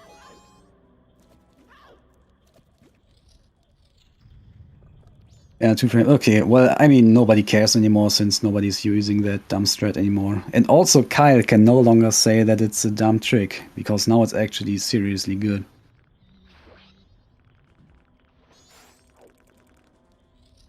I did not... Oh, did Julie die? I wasn't paying attention, sorry. Because Great Bay Temple is so cool on Glitchless, and Zuna just did a precise jump to get the boss key early. Basically, Great Bay Temple is just full of jukes around actually doing the dungeon intendedly. Yeah, this jump there is relatively precise. There's also an easier version where you can just, after you get ice arrows, you make an ice platform appear and then jump from that ice platform. And that is actually so easy that it is widely known even by casuals. So I don't know what Nintendo was thinking when they made that room, because it's actually so easy, even casually, to skip the mini boss fight for the boss key. Normally you're supposed to fight a gecko there.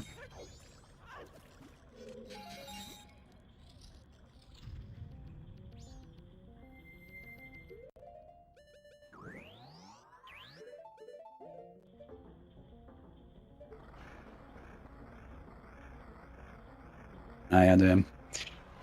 So yeah, in this category, obviously, you don't get that many hearts. Actually, wait, you can... Wait, no. Yeah, you always have 4 hearts at this point, so Iron Knuckle deals 4 hearts of damage with 1 hit. Actually, in my casual runs of Glitchless, I think I beat Snow Temple first. Oh, not Snow Temple.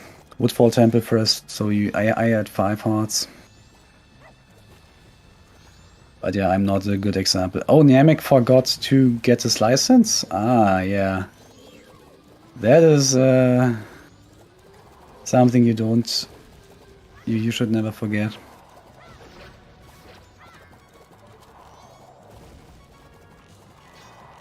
It absolutely, certainly never happened to me, I swear. I never forgot to get this license. But yeah, if you have so many Goron Race tries, it can happen quite easily that you just forget to get the license.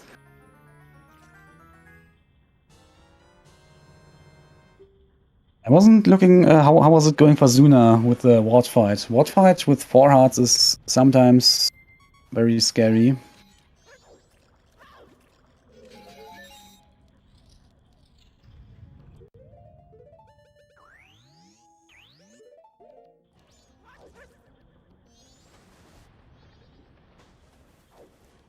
Yeah, here's one thing that you need ice arrows for in this category.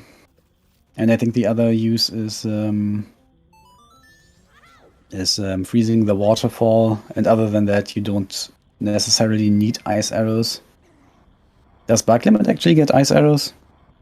Oh yes, of course. Also, Bug Limit cannot skip the waterfall, unfortunately.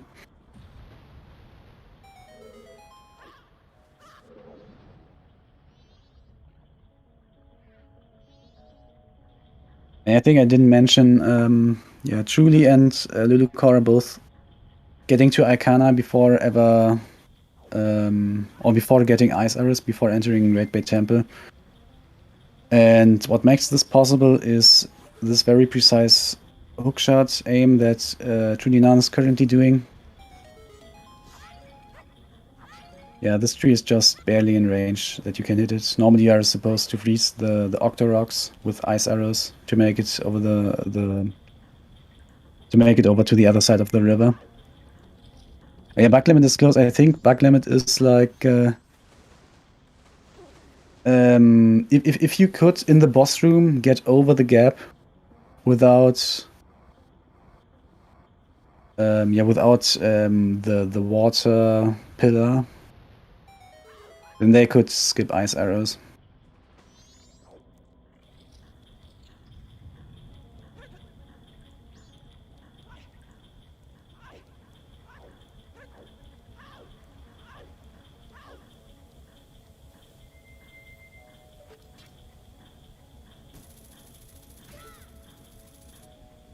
Right, Lulucore is now doing the aliens. I think it's relatively early.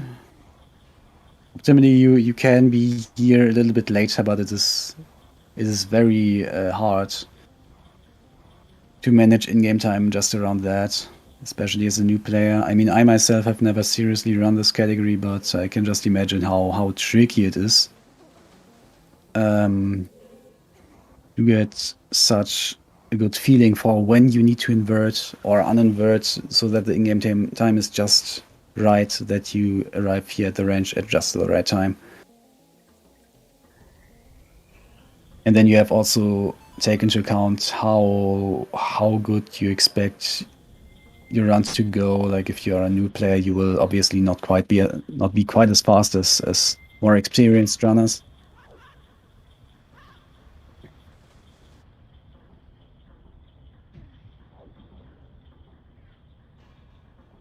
Long jump recoil. I think recoil jumps are actually banned in Bug Limit, right? Because recoil jumps are sort of related to mega flips, or more or less the same thing.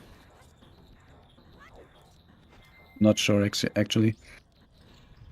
They should be banned.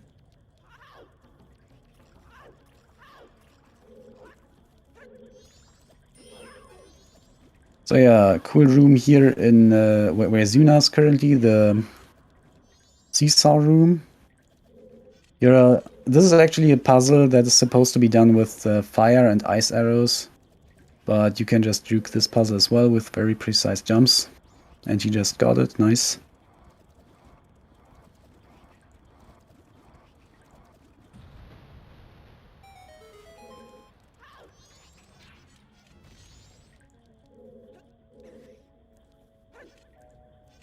Backlit up. Man, Anthony, you're always talking about the things that I'm not paying attention to.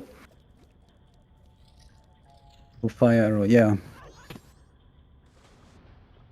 Some people really dislike the Seestar Room, which I can understand because sometimes it's just one of those things that sometimes it just fails for seemingly no reason. But at the same time, it's a really cool thing that we can juke this game like that.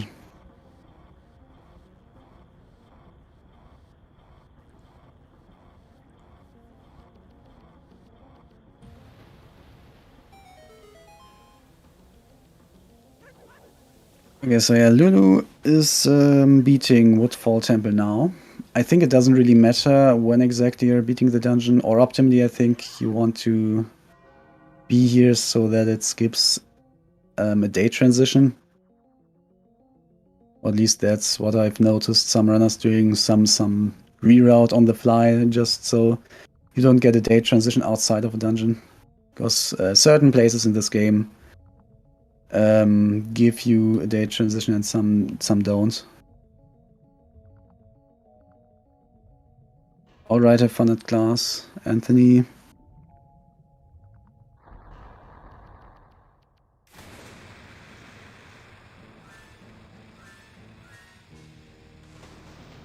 I didn't get the boss key yet. I didn't know.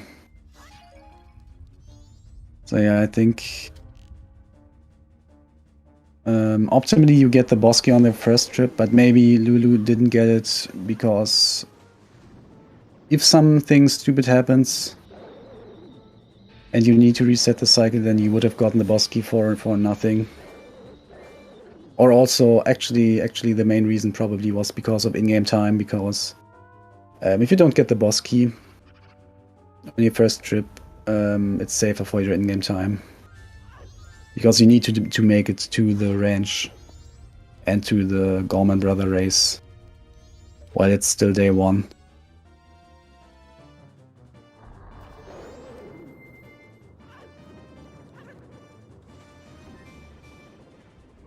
So there's so many route differences for everybody here, which is kind of interesting. Yeah, in-game time management, yeah, I see.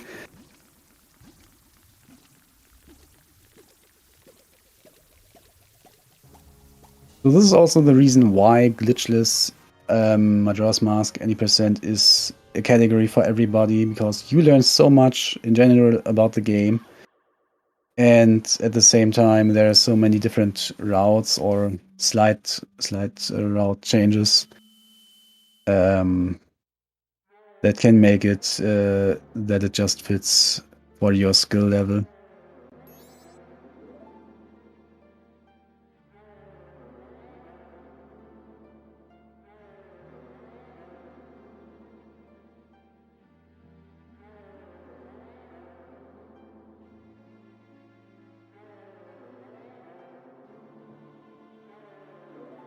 Alrighty, Namek is at the ocean, finally. That's nice.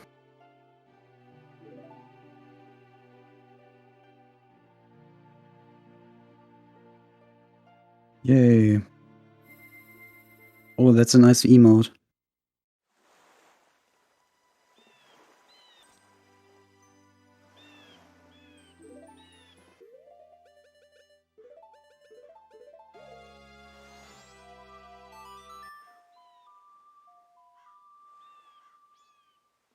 So yeah, with hookshot here in Waterfall Temple, the boss star room is actually... Yeah, you just hookshot this. Excuse me. You just hookshot this torch and you're up there. Normally you would need to... Well, actually the internet strat is also kind of a joke. You just hit one switch and then fly over. But yeah, since it's the first dungeon, so it's okay if it is an easy dungeon. Okay, and going here for the... not quite what Lulu was thinking to do, I think. But yeah, this is the consistent strat where you just stun him and then do 10 crouch steps with stored Kokiri jump slash damage. Normally, or most of the times, you see runners do a jump slash with Deku Stick. But the thing is, Odolwa is actually immune to Deku Sticks, so you can only use the Kokiri sword. Which is fine, it's still just 10 slashes, or 10 stabs. Alternatively, there's also a harder strat that is... I think it's also a little bit RNG dependent, I don't know, or maybe it is not. Where you make him jump towards you and then you do quick spins. It's technically, even with power crouch steps on the Japanese version, it's still a tiny bit faster.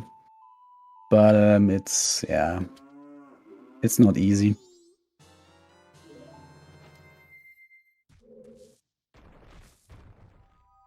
Oh yeah, Zuna just got his milk. So there's a grotto. Some people don't even know about this grotto, but yeah. in Terminal Field, you can make it appear with a bomb.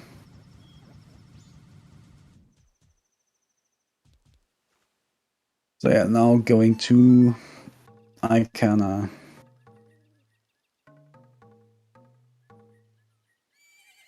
And we will see soon the pillar jump in the Grave 2.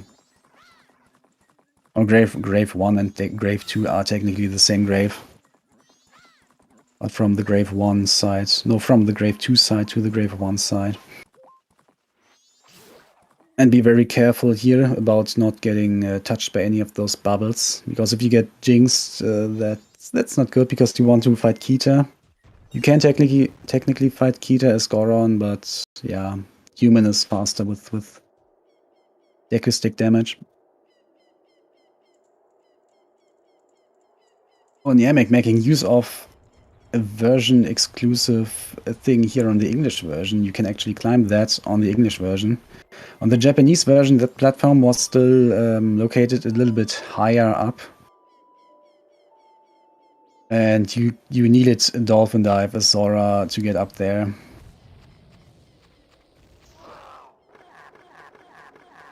So, a pretty stupid thing.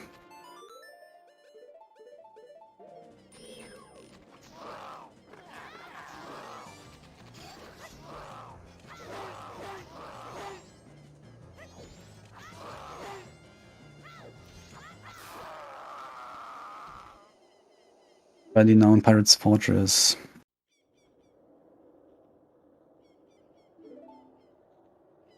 And Lulu Chorus in the well, and using all the stuff that he collected along the way. So the first guy wants 5 magic beans. That's why you got 5 in the Beanstiller Grotto earlier.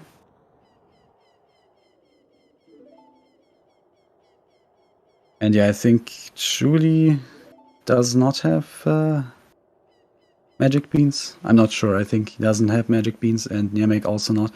Those 2 players will need to go to the swamp later and buy some magic beans from the Deku Scrub that is near the house.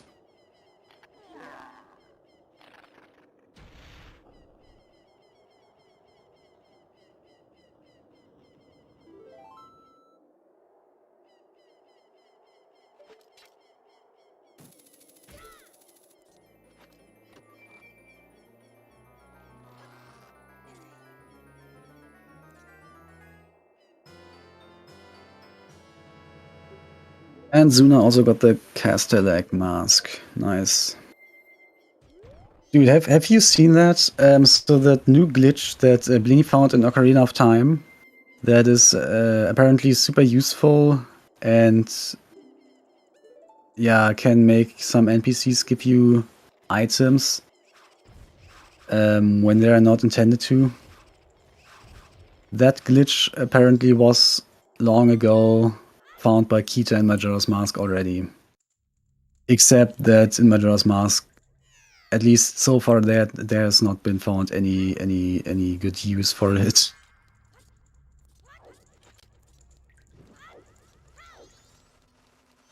But yeah, every glitch that you find, like the Kita is the Simpsons of Majora's Mask. If you find a new glitch, you can be sure Kita found it several years ago.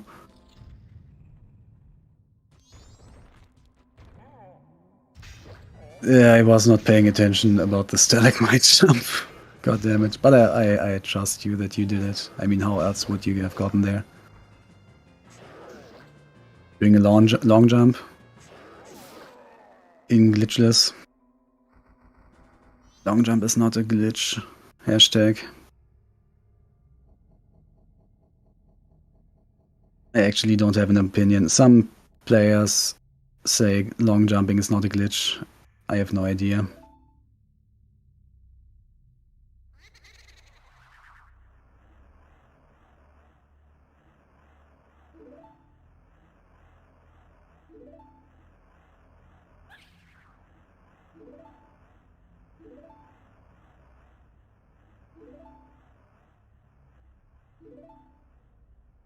Oh yeah, Truly is now it's beaten Odolwa. Lulu is getting the mirror shield as the first player.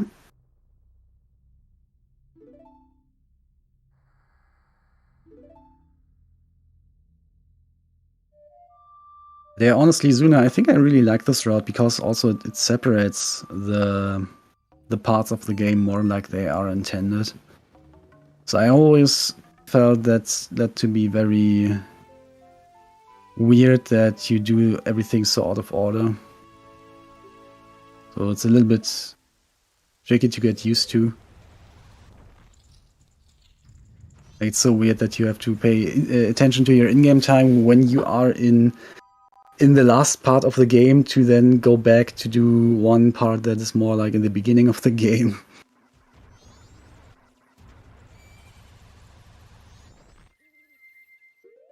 And here it's not really that big of a deal. Like actually not at all, is it? You just need to get to Icana when it's night 2, and if it's not night 2, it's probably earlier in the game. You can make it night. Here, Namek, so as I said earlier, on English you cannot enter the hookshot room from the front door, but you can still skip the cutscene where the pirates are talking about their evil master plan and blah blah. And you can just do that by standing a little bit further away from where the cutscene trigger is, and you can still reach shooting the beehive.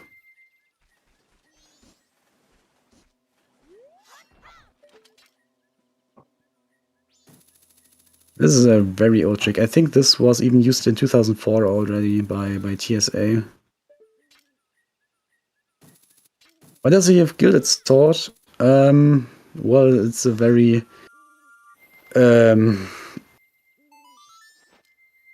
yeah,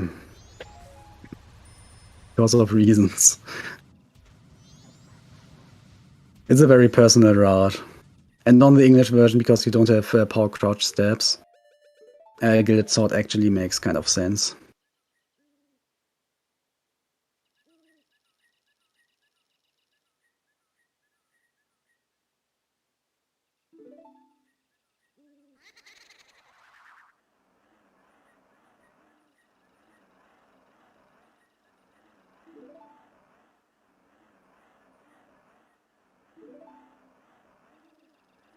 Wait, did you go to Pirate's Fortress with just one egg?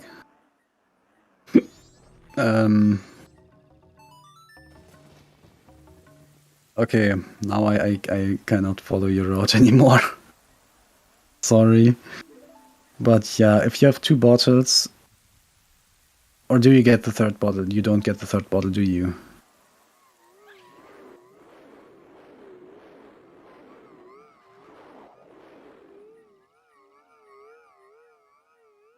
Oh, Trudy is now getting this magic beans from the bean seller. I didn't know. Is it not faster to get 1 magic bean earlier and then just go buy them at the house? Or is it not?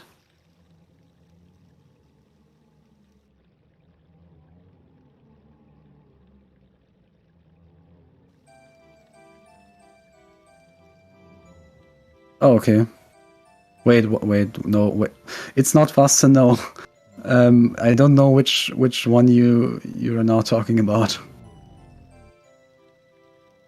So going to the house is not faster. Okay.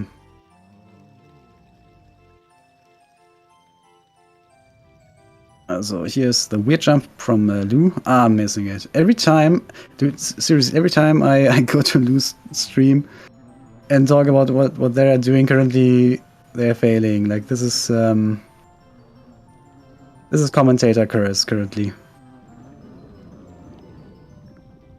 I'm really sorry, I am not talking anymore about what you're doing. Dang.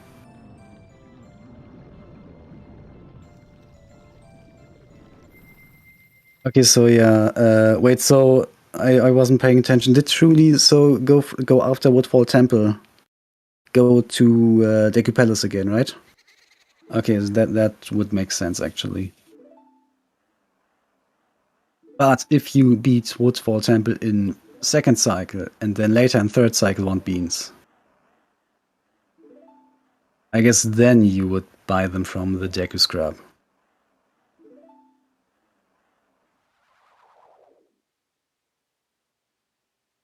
But yeah, that's just the stupid route that I'm doing when I'm playing casually glitchless.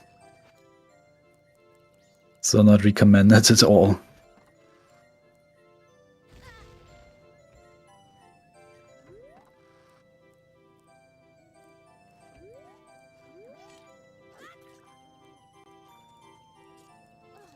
Okay, I have a theory about what Namek is about to do. I have the theory they're going to get the Dampe bottle. It's just a theory, but maybe.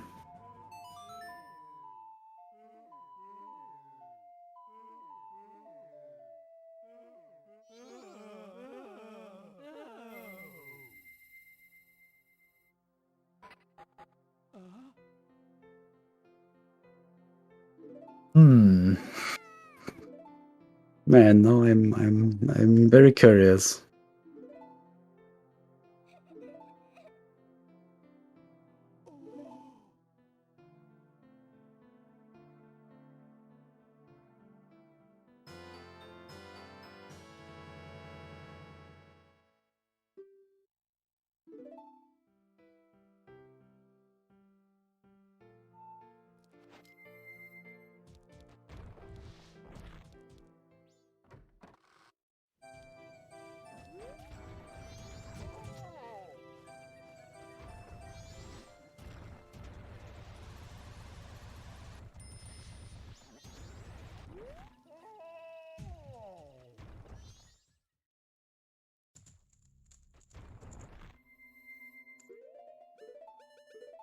Alrighty, where's everybody? So Truly and Zuna are both in the well doing the quest, while Lulucore is now collecting the eggs. So Zuna and Lulucore are basically doing everything in the opposite order. And I'm not sure where Truly... I think Truly is also in the middle of collecting the eggs, right?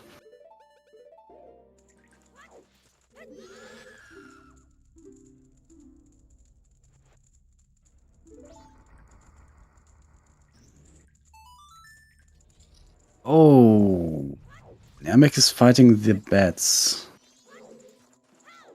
That only gives you 50 rupees, so I don't know why that is.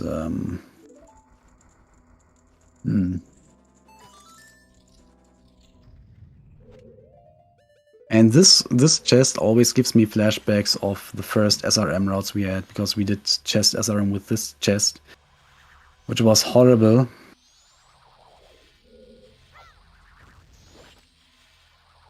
Yeah, good old times.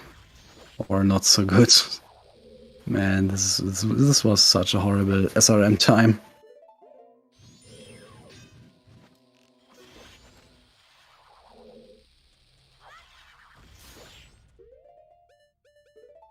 Yeah, he has a good use for Gilded Sword.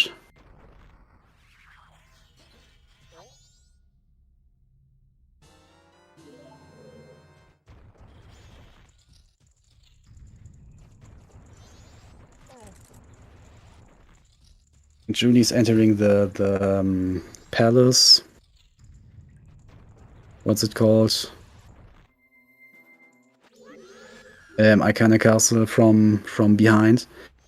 Even though when you get Mirror Shield, you just need to climb up that ladder, and you would be right there. It's actually still faster to just soar out, and yeah, taking the shortcut that you can take after. Yeah, intendedly you have Mirror Shield, but also you can just do a gainer, which Truly did.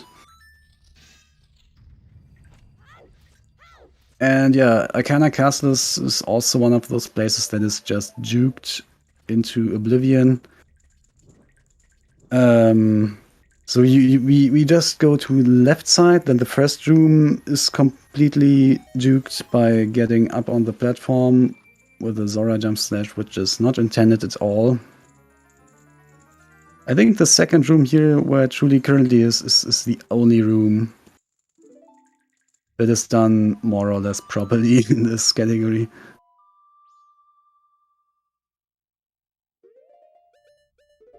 Oh no, got jinxed. Oh, this is actually bad, I think. And yeah, now we're on the top of the castle, and we can just throw the powder keg over the fence. Without Epona. And without damage boosting.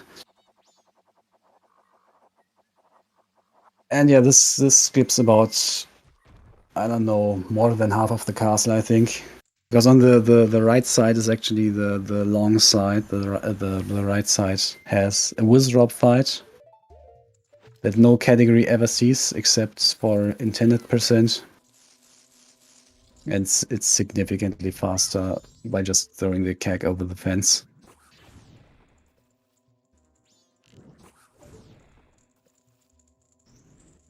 So yeah, one of those rooms where the devs didn't pay a lot of attention.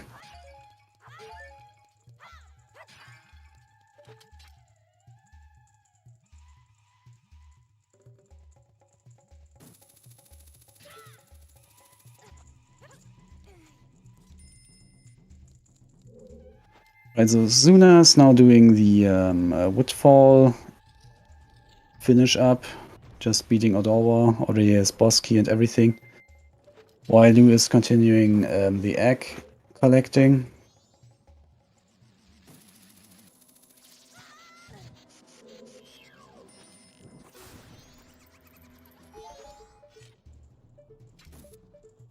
And Julian is now already learning Elegy. I think the first person learning Elegy? Or did Lu already have Elegy? I think not.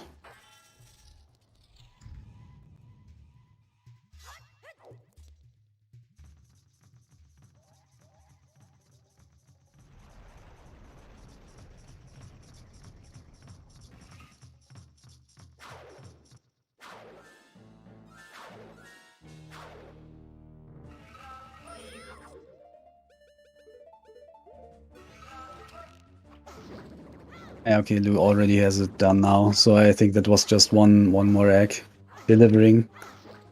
And now has got the New Wave Bossa Nova. There's a very easy cutscene skip here for New Wave Bossa Nova. And it always hurts so much in Glitchless not seeing anybody doing it, obviously, since it's not allowed in Glitchless. But it's such an easy cutscene skip. You have like a 4-frame window of pausing the game or pulling out Ocarina and just soaring away.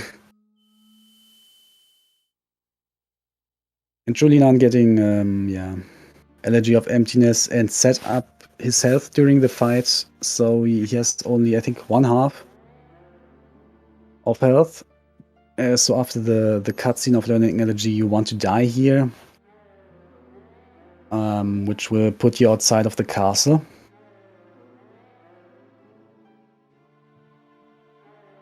If we couldn't do this, this would actually be pretty bad, because we can also not soar from here.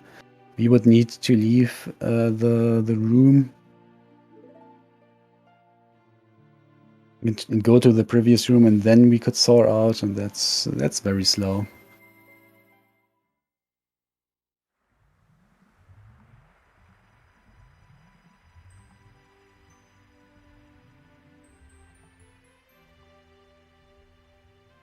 Am I enjoying cutscenes? This is one of those huge time losses in Glitchless compared to compared to categories that can just clip into the house. You can so easily clip into this house, which skips getting a lot of things. Like, it skips graveyard entirely, and also skips this cutscene here. Or is there any other reason to go to the graveyard? I think not, right? You only go there, get Kita and Song of Storms, and yeah.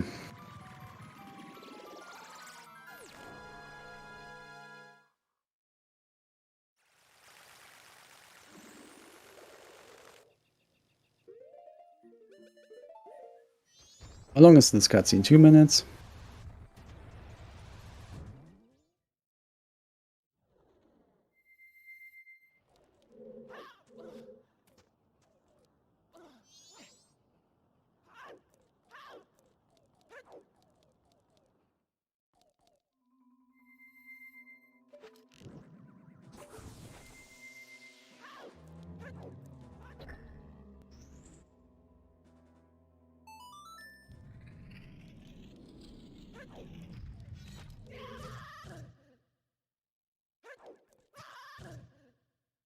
So for 2 players, soon coming up Great Bay Temple, and that's going to be also very interesting to watch.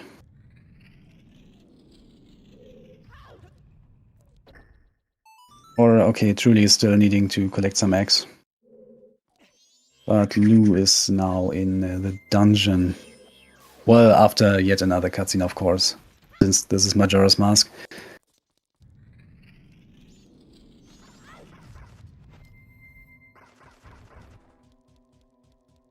Yeah, there are 3 cutscenes back to back you need to watch to just get into Great Bay Temple. And in glitch categories, you can skip all of them.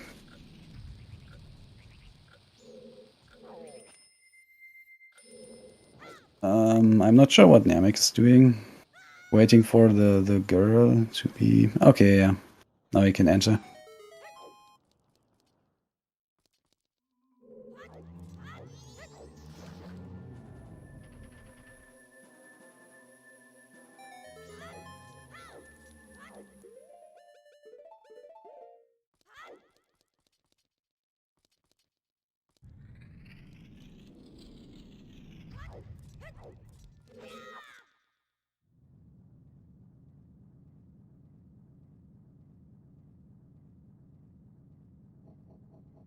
Alrighty, so let's see what Lulu is doing. Okay, doing the water wheel. As a newer player, Great Bay Temple, there are so many strats that you can do, but don't have to do, that can save time. So Great Bay Temple is such a huge, yeah, what would the good word be?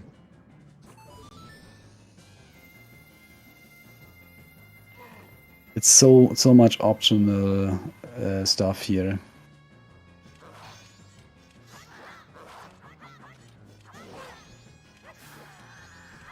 I'm getting unlucky on the jump. That can happen.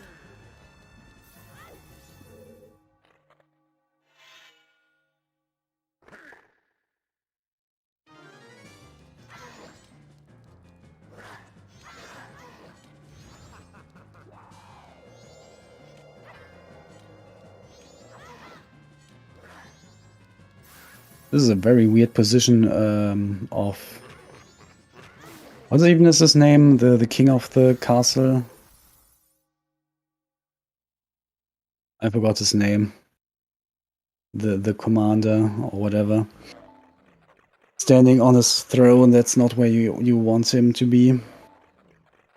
You always want them to die. Igor Strikana, yeah. Or Igor du Ikana, or whatever how it's pronounced.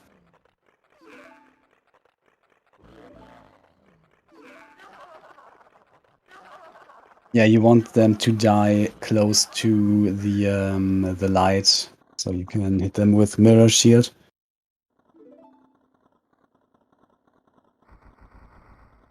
And yeah, Lou is getting the jump here to skip ice arrows.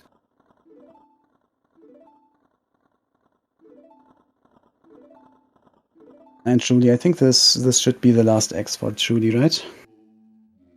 They're probably also going to Great Bay Temple.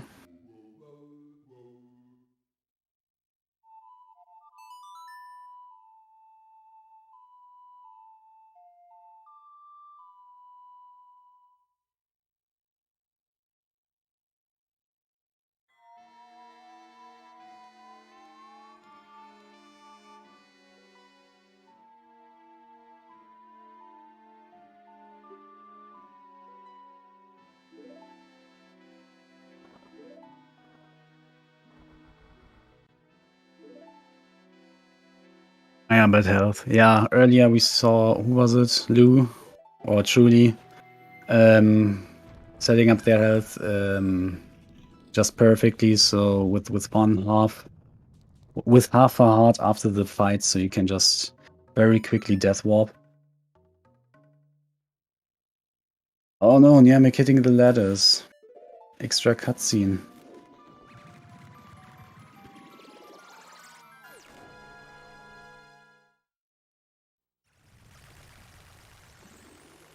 So yeah, Zuna is now soaring out.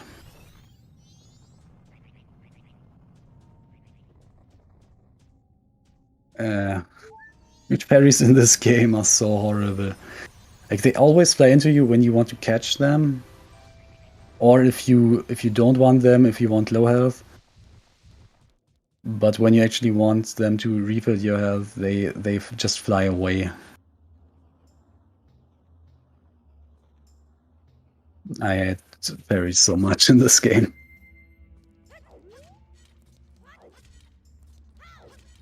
Again, Zuna is climbing the stone tower now.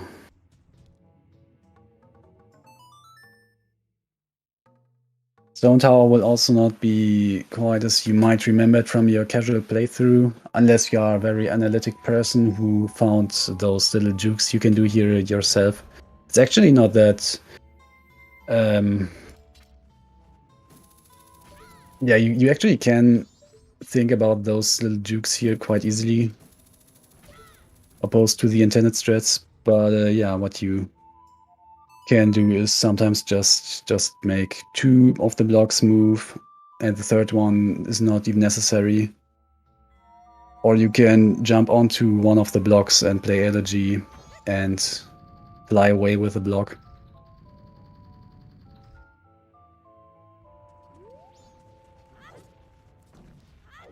But yeah, myself, as a stupid little 10-year-old kid, I would never have thought of this.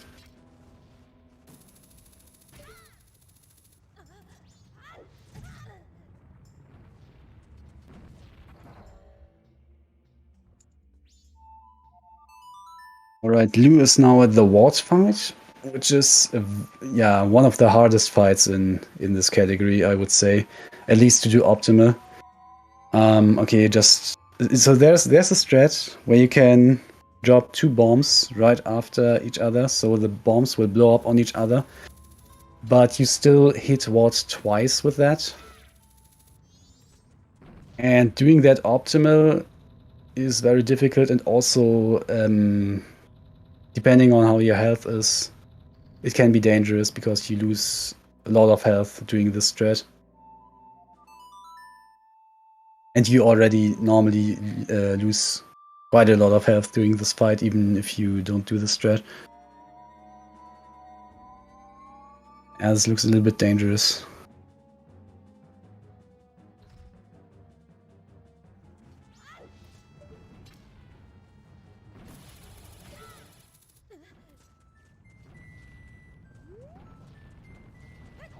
But yeah, fortunately, at least some hard drops in the room.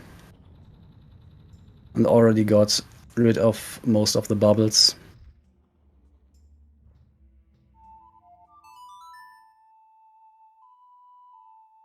And getting trapped in the corner by Igor. Not Igor, Wart. Why is this boss not called Igor? What the heck is he doing? Dude, I've never seen that. This is ridiculous.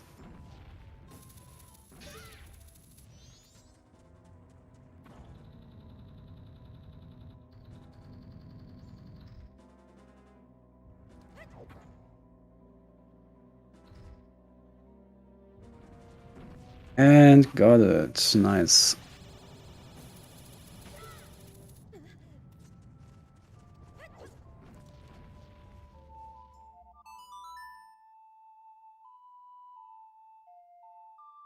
Here, Yamek also doing the crouch stab method on Odolwa with Gilded Swords. Actually, how many hits do you need? 7? Even without power crouch stabs. Nice, 2 bosses. Yeah, Zuna finally got up the stone tower.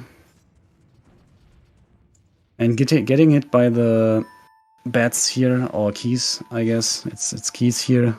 Can be very dangerous actually if they hit you in the wrong place, because they can make you fall down. Which absolutely never happens to me. Never happens.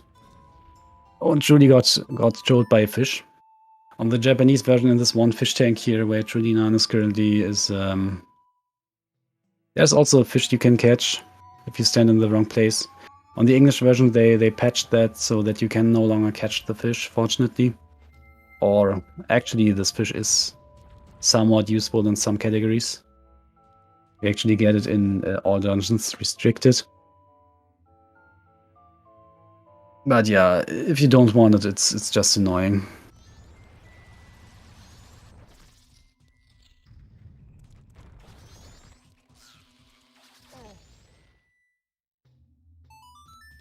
Hello, Anthony, again. Class over.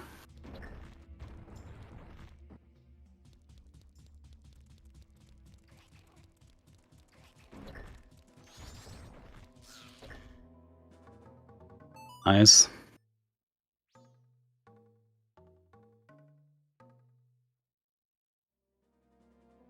Or that emote. Well, I don't know. There we go.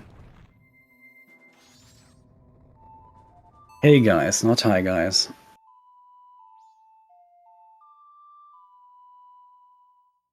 Alrighty, Lou opting here for the stretch with ice arrows. You can skip this by doing some very precise Zora movement, but that's not easy. Or is it? I think I've never done this on Japanese. But on the English version, it's very different and quite tricky. So in general, Zora movement is very different on the English version compared to Japanese. They changed a lot of things. And then you have the Japanese GameCube version that is a very weird hybrid of very different things. Zuna's in Stone Tower Temple now. And doing yet again another juke here. You're normally supposed to break the ceiling and get rid of the sunblock with the mirror shield. But if you have bomb juice, the Carol's least favorite item, you can just hit the armors that are behind the sunblock and you skip this puzzle pretty much.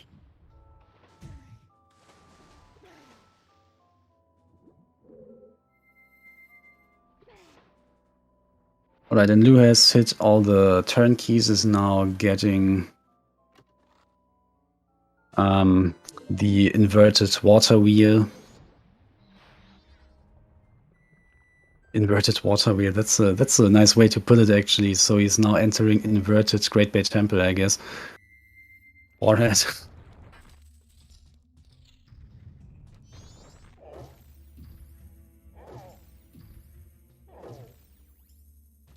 And Zuna, what is the stretch? Zuna is in the worst room of the game. The mirror room. Well, at least the worst room in Glitchless. And yeah, the bows here are incredibly annoying, and you have to charge those mirrors. And if the bows are not doing what you want them to do, they can mess up quite a lot. But he got it, that's nice. But I usually don't see people pounding away both, all three of those pillars. Usually people only pound away two of them, and then you can climb on the fourth one, or the fourth. I cannot count, dude. There are three pillars. If you break two of them, you can climb on the third one. And opting here for the safe intended Deku strat. There are several ways also to get faster through this updraft room where Zuna is currently. So for example, there's a Goron damage boost you can do on the last updraft, or you can curl as Goron over all of the updrafts here, which saves quite a lot of time, but is not easy to do. And now hopefully setting up health just so that he can die with one bomb. Okay, maybe needs to take 2 bomb hits.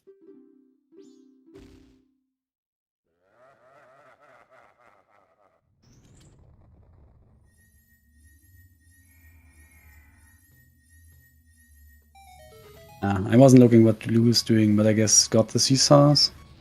Just...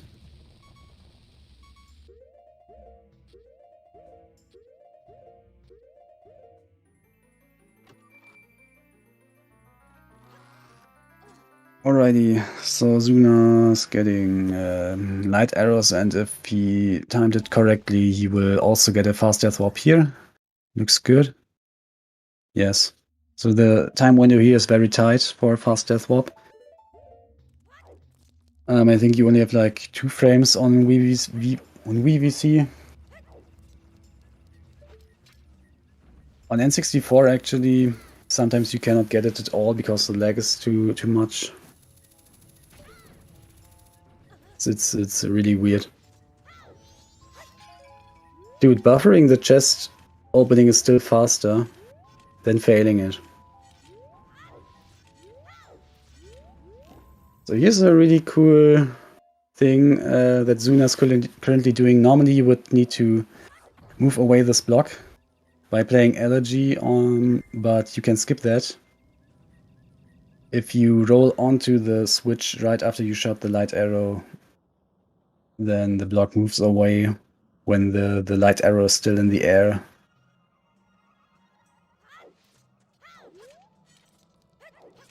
And yeah, then you can hit this red ruby without Elegy.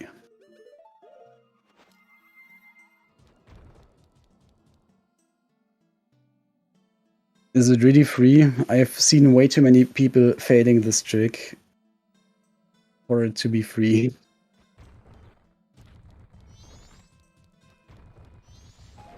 Alright, Lou is fighting Gaiok, and looks like he's doing the easy, more or less intended strat where you just hit him once with an arrow and then doing 1 hit at a time.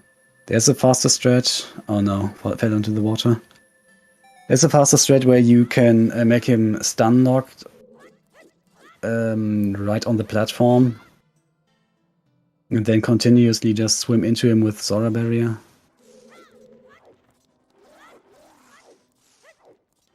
But it's not easy, especially on Japanese. On the English version, so that's yet another version difference. On the English version, you can use the Zora Barrier when you're just floating in the water. But on Japanese, you actually need to swim forward to use the Zora Barrier, so that makes it very awkward fighting Gaiok with that.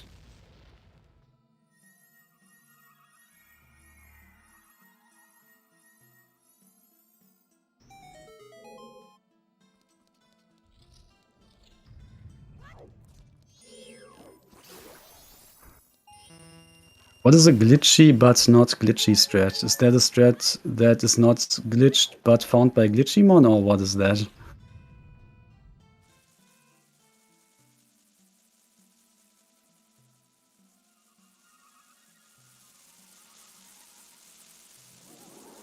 Glitchymon. That was the only thing I could think of. Okay, Lou beating Gaiok. That was a decent Gaiok, I guess. Or not doing the stun locks strat at least. And Zuna fighting Gomez. Yeah, with the power crouch steps, you can always, I think, do 2 hits at a time.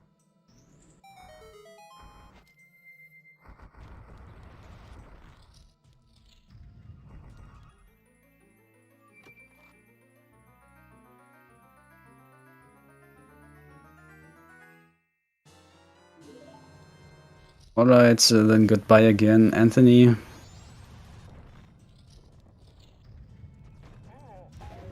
So, oh, Niamek is actually doing the cool strat here, it looks like. Oh, this strat. The backflip strat. I've seen that from Commander Keshi. Showed me that the other day. So normally people do assault recoil flip there, but yeah, it's very tricky to get used to as a new player at least. And yeah, this backflip there is pretty much free.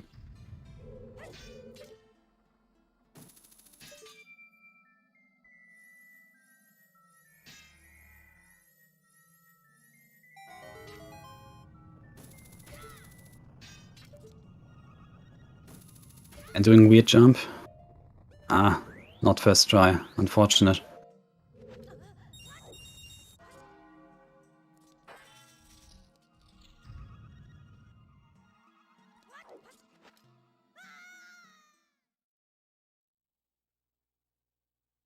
So yeah, Zuna just needs to beat Twin Mold, and after that go to Clocktown, and since it's already past midnight of the third day, can just go enter the clock tower.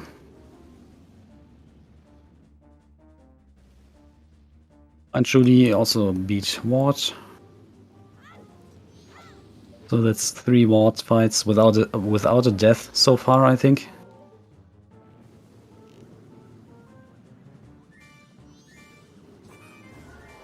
So yeah, the interesting thing about Twin Mold is that you can use the elemental arrows, fire and ice arrows, and on the opposite color it deals more damage. So it deals 6 damage on the opposite color. And every twin Mold has 20 health.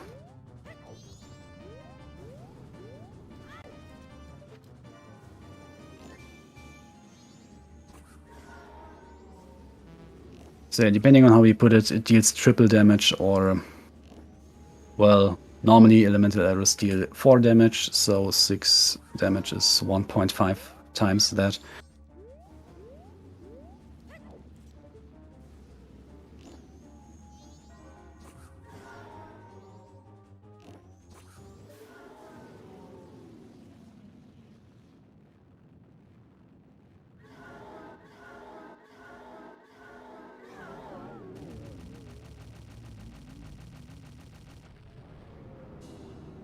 The Truly, I guess, did not do the jump here for the first turnkey.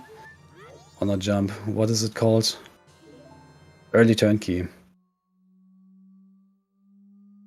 Speedrun tricks are always called like either skip or early something. So yeah, what you can then do is use ice arrows here. Well, I guess ice arrows is the intended strat, so he did the intended strat.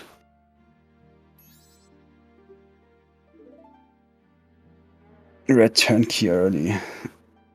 Dude, what happened to the times when people put into video titles names like skip 99% of Great Bay Temple? That was, I forgot who it was, but it was some Ocarina of Time glitch hunter back in the day who did that. But I mean, okay, this one trick doesn't skip 99% of the dungeon, but yeah, you get the idea.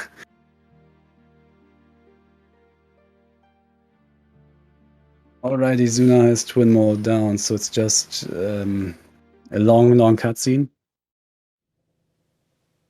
And then Majora.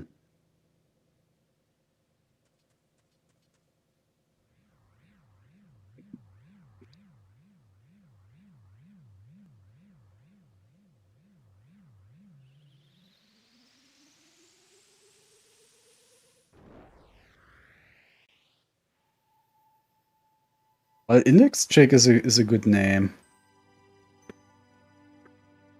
I mean, it's not very descriptive, but it sounds cool and yeah. I mean, you learn something about the history. Like when people ask, what does this have to do with anything of index? And then you can explain, well, index warp also is not named after the fact that it's based on what's the plural of index in English? I don't know. Indexes?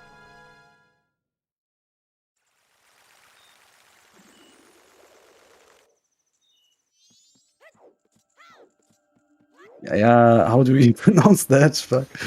Indices?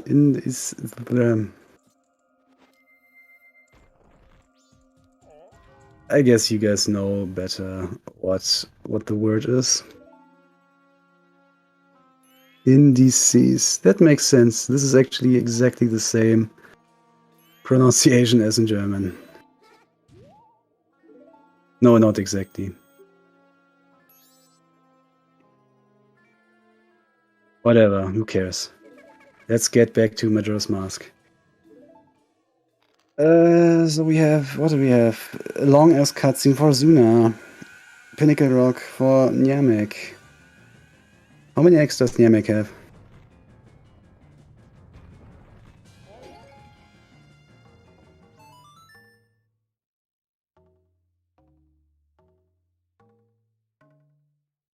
And truly missing a jump. Oh no.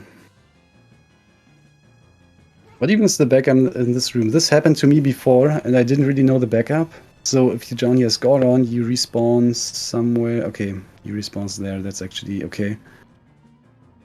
I think when I did the mistake, I respawned way back in the boss key room. So you don't want that to happen.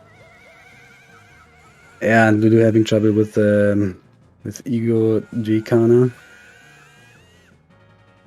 When he's floating around as a head, there isn't really much you can do except waiting. I'm actually surprised that nobody's doing the Deku strat here. You can make this fight a lot easier by just using Deku. It's not fast compared to the optimal strat here with Deku sticks, but oh no, is he dying? Oh, this looks bad. Oh wait, I think he has fairies, right? Yeah, I think he got some fairies. Yeah. Okay. So all good. So with Deku you can just spin into them and stun them, and also the Deku bubbles deal, I think, double damage. So you need the same amount of hits. So it's just slower because extra mask transitions. But man, it makes the fight actually very easy.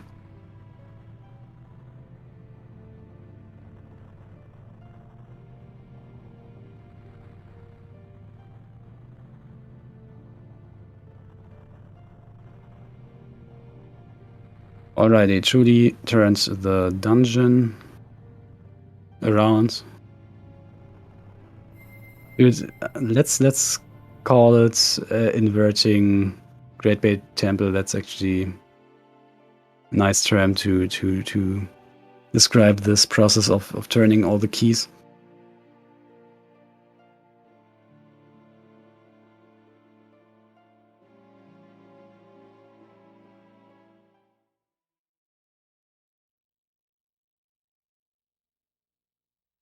And here a little version difference. So Julie is not doing the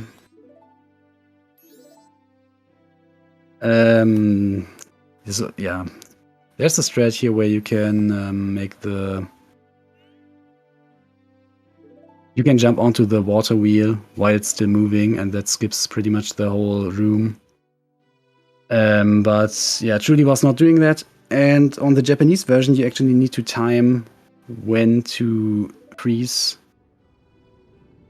the water stream very precisely, so the water wheel should be in the right position. On English, they changed it that the water wheel is always in the same position.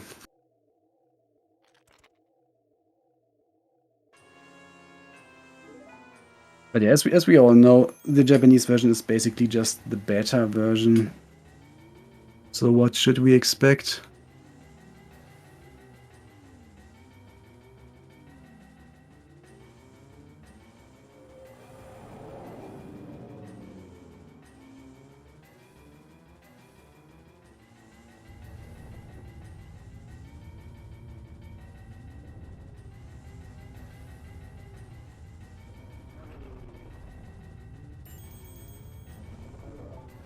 Alrighty, so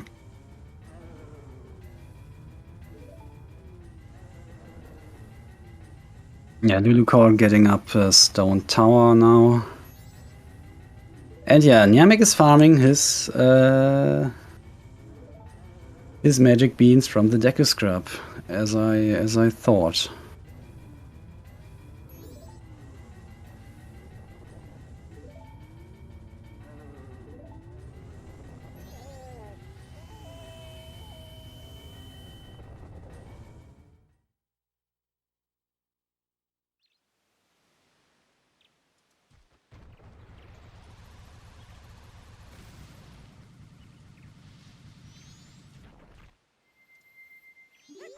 Majora time. Are you sure you are prepared well without Gilded Sword?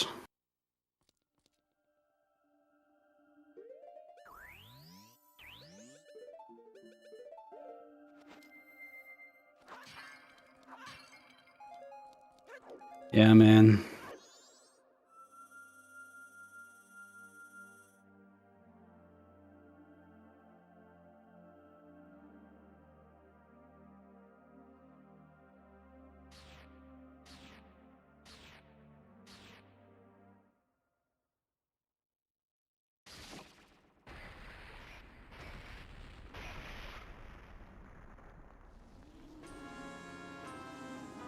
But yeah, a few boss fights. Julie fighting Gaiok. Let's see if he does the stun knock strat. Meanwhile, Zuna is fighting Majora's Mask and doing the good restun here with the bomb. So it's very easy to stun the mask with Zora fins, but yeah, optimally you use a bomb for the restun because you don't need a mask transition then.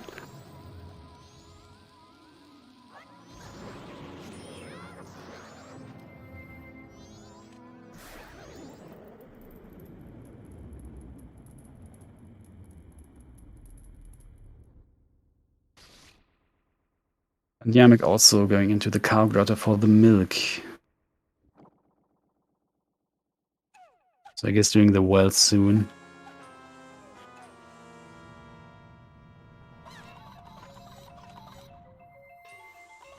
Well, Julie's getting out of magic, but yeah, that's looking dangerous.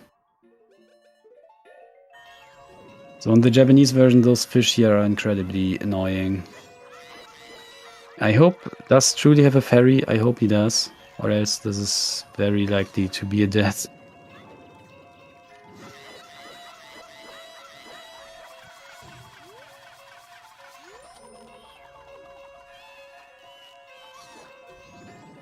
Zuzuna doing the Majora's incarnation with arrows, stunning him with arrows.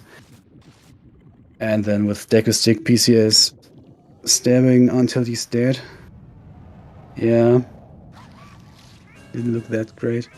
So yeah, now it's just Wrath, which you can just stun. Well, first you get hit by a Remain. That's just RNG. And now it's just 10 stabs. With a precise timing, which results in a stun lock. And that's time for Zuna. GG.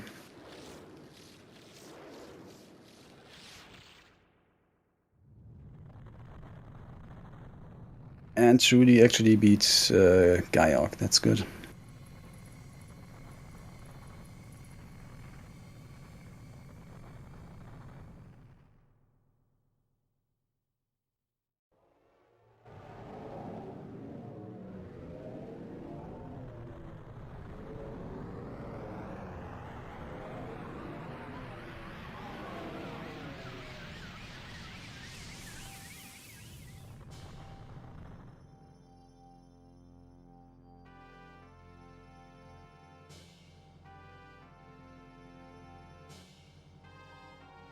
So in-game time seems very good for Lulu Core. It's just night of the third day, which is good timing at the start of the Stone Tower Temple.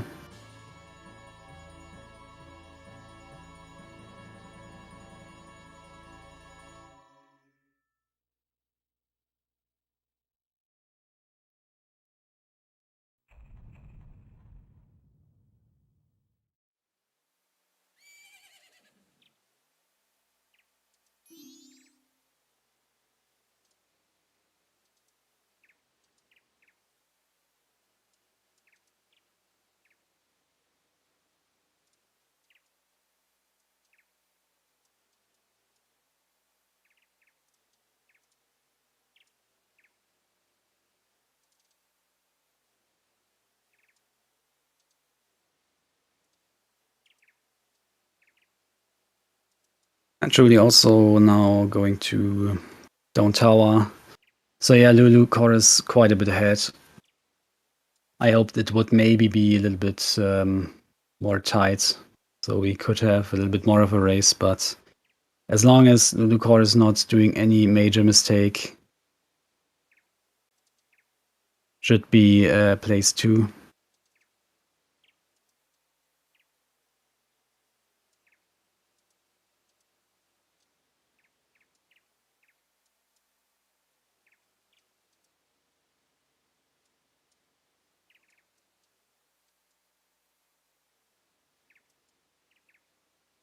So yeah, Lulu Core actually melted the sunblock. Zuna earlier used bomb juice, which you can do. This here is more the intended strat.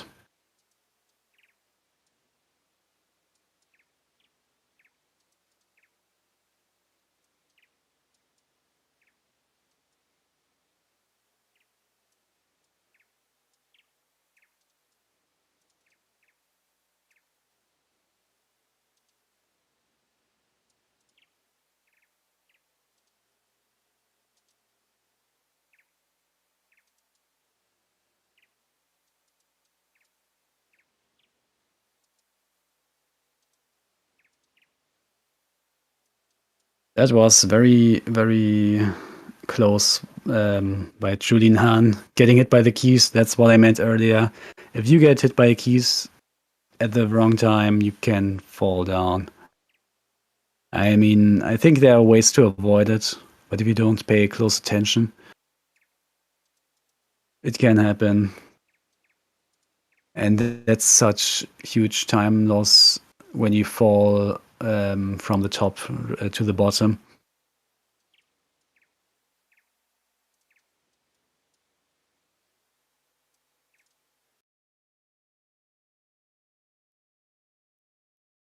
Luko also doing the strat where you break all 3 of the pillars. That's interesting.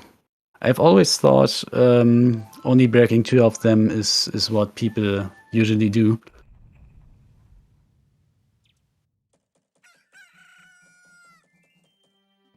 Oh. Hopefully this works. Ah, nice. Got it. So that's 2 mirror rooms. This room can go very, very horrible sometimes if you're unlucky or do very minor mistakes.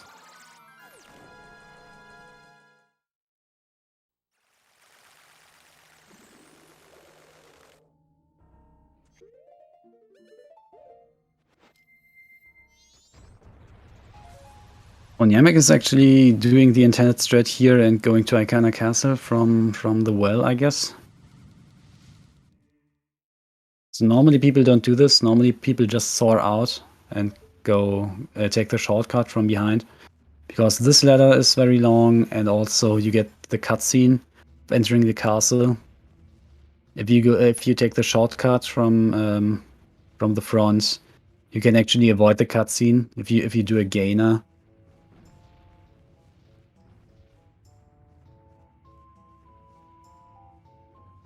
So you can do a gainer on the sunblock and then, yeah, avoid the cutscene trigger.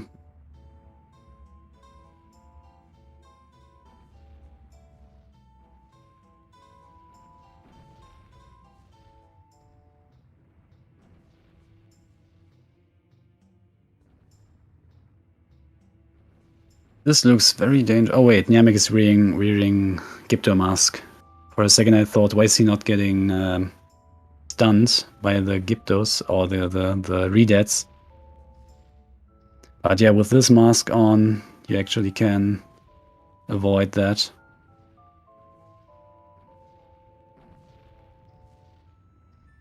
Is this the intended strat? I was doing intended percent on April Fools with the guys, and I did this very differently, and also I failed this room several times because I had no idea how to do it in the intended way.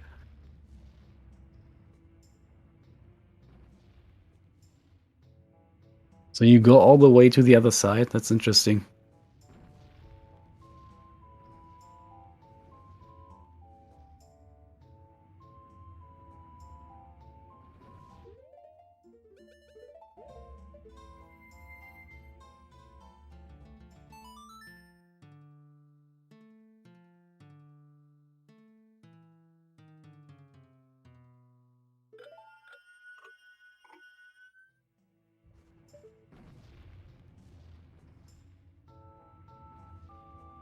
And yeah, Julie is also breaking the floor here.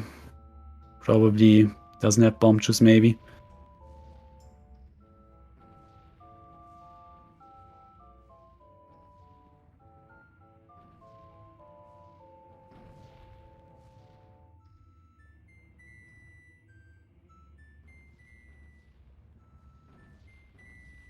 Yeah, but yeah, please tell me you're actually throwing the keg over the fence. Oh no, please don't fall down.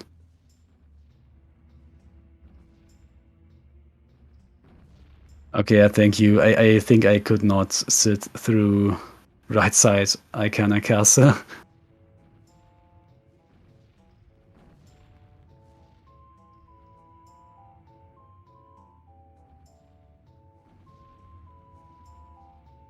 The right side Icona Castle is... I mean, it's actually a cool section. Just since you never get it to see in any speedrun, the memory is just very... It's basically non-existent. I just know there's a Wizard in the end. That's everything I remember.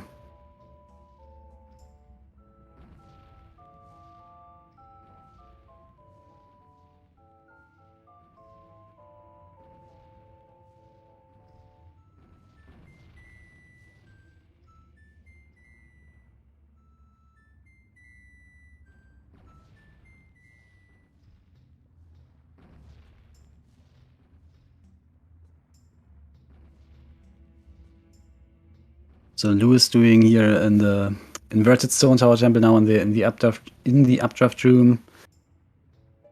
A strat where you can just sword recall here off this wall, and this is faster than using Deku. Oh no, getting hit. Unfortunate. This guy up there is very annoying sometimes. And after that, there's a precise jump slash that you can do to get to the boss key room, to Gomez. And that skips, how much does it skip? Like half the dungeon, or half of Inverted Stone Tower Temple at least. Do you need this key? I think not, do you?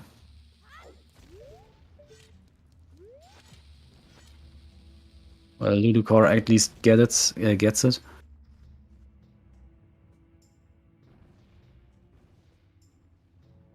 So we will see their route.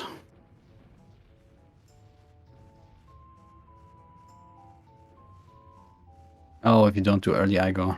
Oh, I see. Yeah, okay, yeah, that's the difficult part, yeah. Early Igor is actually very tricky, so you need to hit the Igor with light arrows from down there, from where he's currently glowing probably, I guess.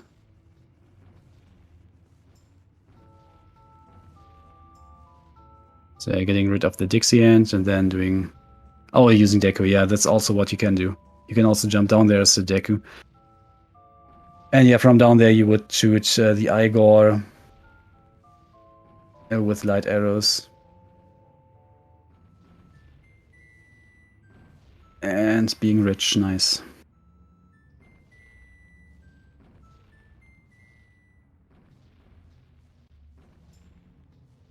And Truly is now at the Gara Master, getting light arrows soon.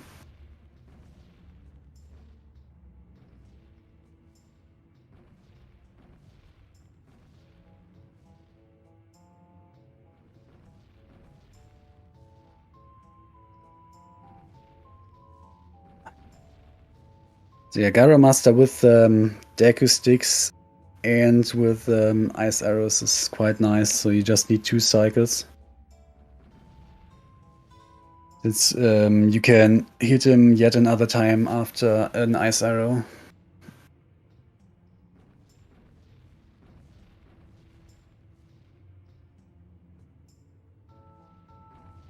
Oh no, what happened to Lulu Core? Good thing he has another fairy.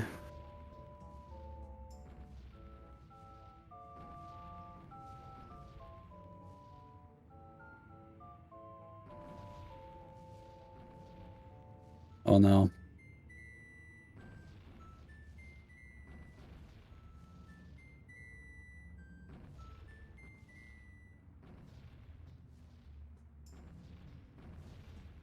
Okay, Truly doing...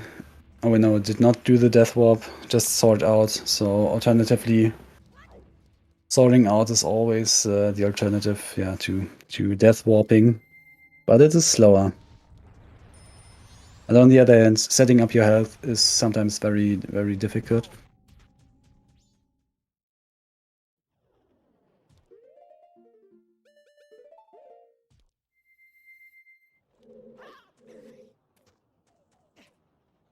And yeah, Zuna just showed us this gainer to Icana Castle, except he then jumped into the cutscene trigger.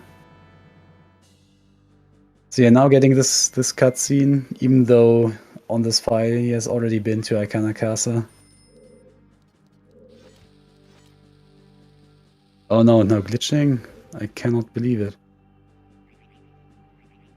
Okay, Trudy actually moved and added one of the cubes to hit the ruby switch to invert the dungeon. Yeah, earlier we saw Zuna skipping this with this very weird roll onto the switch while shooting the light arrow.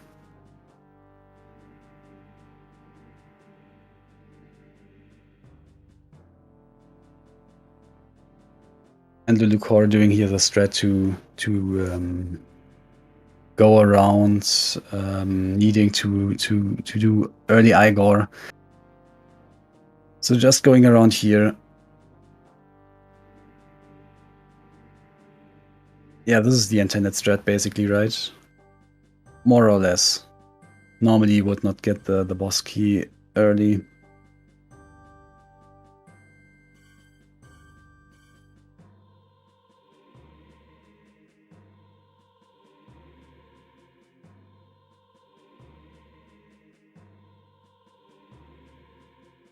Yeah, but still this is not where this key is intended to be used, right? I think normally the intended key here is where...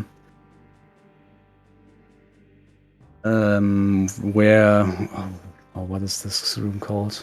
Where the posts are. There's yet another key that is never gotten by, yeah, any category except intended percent.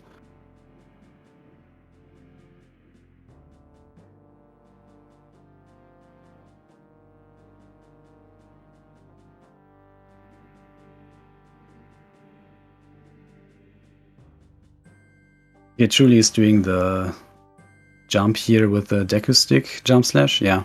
So, doing a jump slash with the Deku stick at the same time already stores power crouch stab, which he needs for the Gomez fight.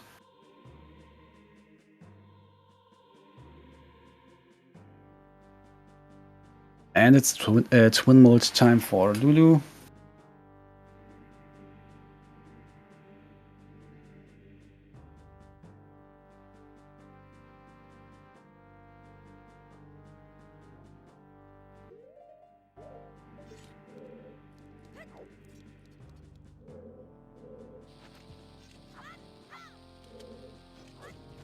Stop glitching, this is glitchless.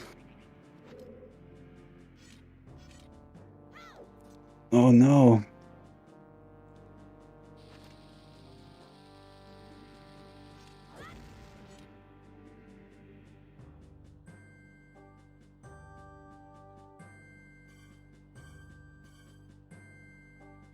Alright, looks like a decent Gomez fight for Trudy, so if you can get first try early Igor, maybe you can catch up a little bit.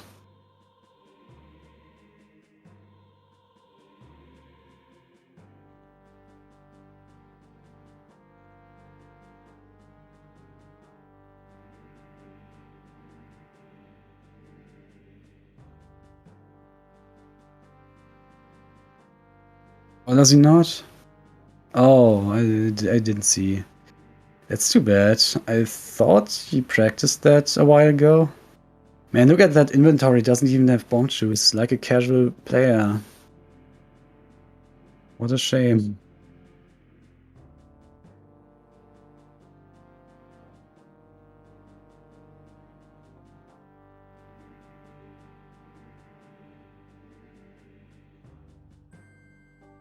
No bomb shoes.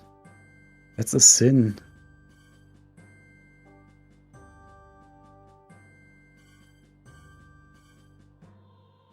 But yeah, early Igor is one of those tricks where new players sometimes lose minutes on.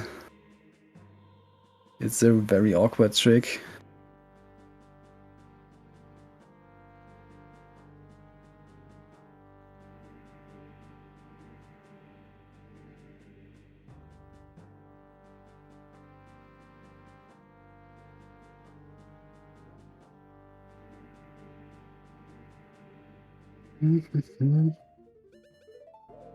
Oh no. Yeah, this is what I meant earlier. Namek tried to catch a fairy in a bottle, and of course, the fairy just went into him. Boom.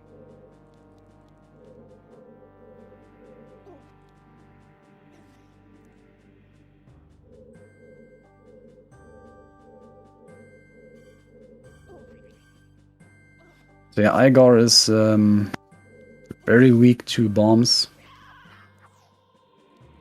Because he just makes the bombs explode by hitting on them and then at the same time opening his eyes. Or yeah, that's... Bombs are very OP against Igor. Wait a second, you haven't... Oh yeah, you haven't even been to Great Bay Temple. I was so surprised when you were so close to the other runners that I almost forgot. Yeah.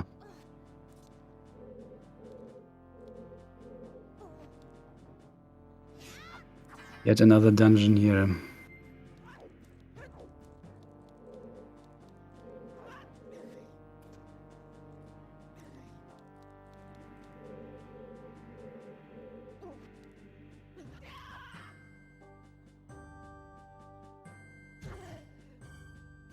Okay, in-game time also looks fine for Trilinan.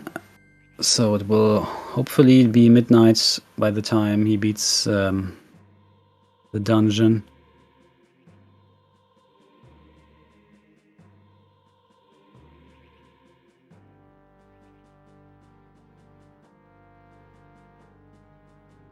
This is a pretty cool sight. Zuna did a little clip out of bounds there. And from there you can look... yeah, look at the castle.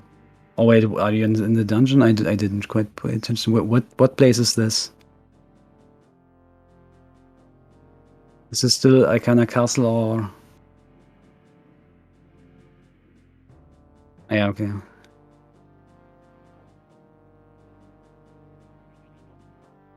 It looks so big. Oh, yeah, but yeah, it is so big.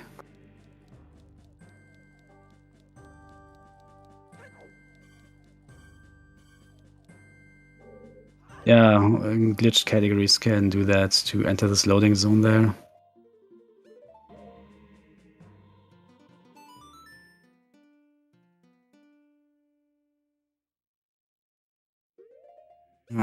Okay, Trulina just needs to beat 1 to win mode, right?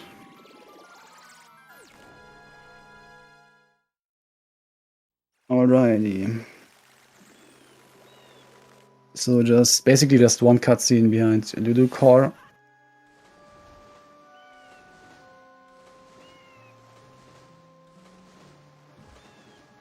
Oh, it's too early. Oh my god.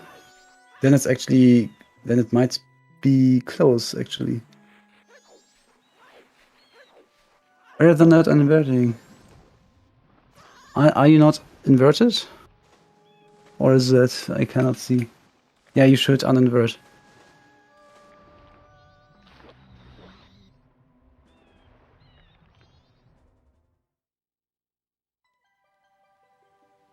Then it's actually going to be close.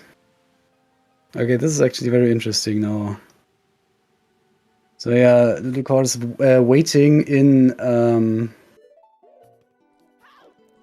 Icana still before soaring to Clocktown, because in Clocktown you don't want to be there before midnight. If you're in South Clocktown at midnight, you would get the cutscene of the clock tower opening.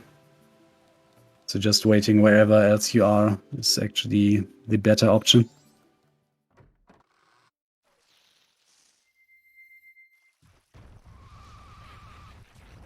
Alright. Okay, still ahead of Julina. My god, Zuna, stop glitching. This is not even a glitch, is it?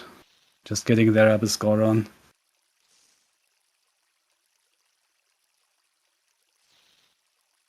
Alrighty, Yamek started Great Bay Temple.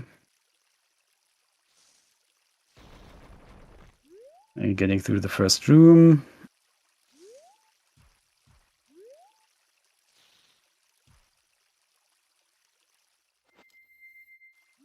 Alrighty, so mostly just cutscenes now for Lulu Core and Trulinan. And yeah, now we can enjoy what Namek is doing.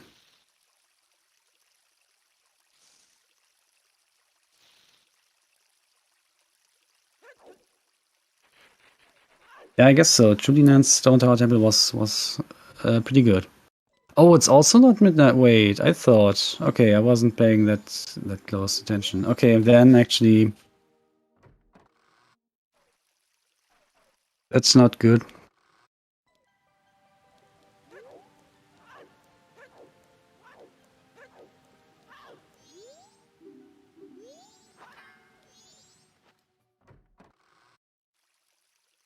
So yeah, Lucar still significantly ahead then.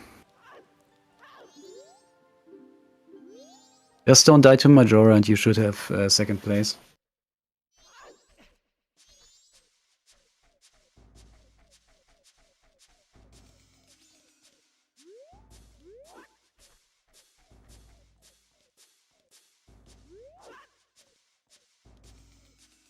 Alright, Namek is getting ice arrows soon.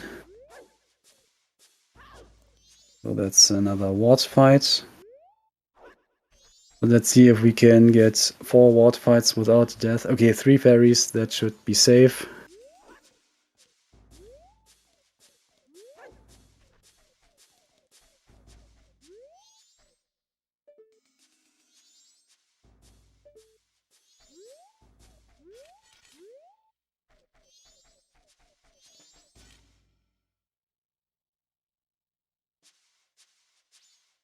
Oh yeah, man. Dude, there was an all dungeon sword for like a day, where after every blue warp, it would warp us here into this room. This would have been really cool. But unfortunately now it's just Purified Swamp, which is very boring.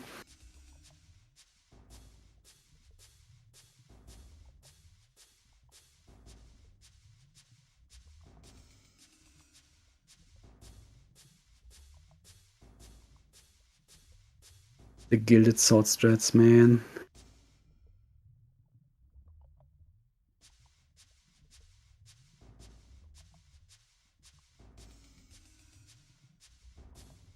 Oh, is this going to be the intended strat with Hookshot? So I had the guide as a kid, and the guide actually tells you to beat him with Hookshot, so pulling one bubble at a time and hitting it with sword, and it's so ridiculously slow. It's horrible. I mean, for a casual player, not being too concerned about time, it's actually a good strat. But it's so slow, man. Yeah, maybe a damageless strat.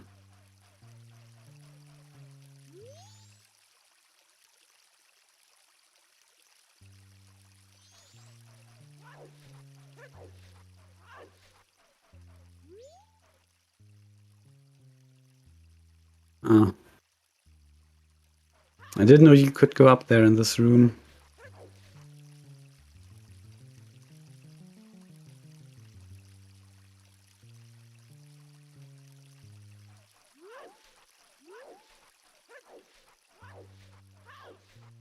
Oh yeah, the guide also said, like, if it actually said if you are an insane player, you can also try using bombs, but be aware all the bubbles will fly around, and it's not going to be easy and something like that. Well, it's really funny in hindsight. It's also said something like that for Twin Mold. Oh, if you run out of magic, your only option left is going to be use arrows, but be aware, this is a strat that only an insane player can pull off.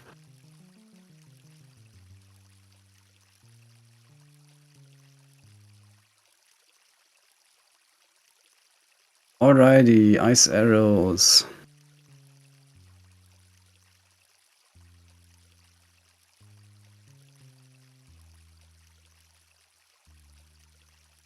How long are the moon cutscenes?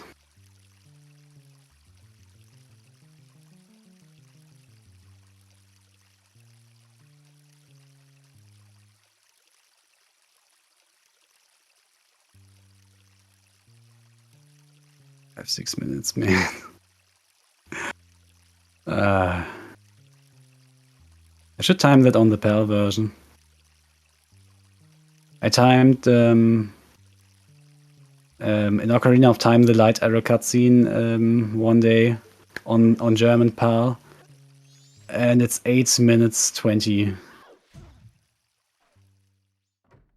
Can you imagine?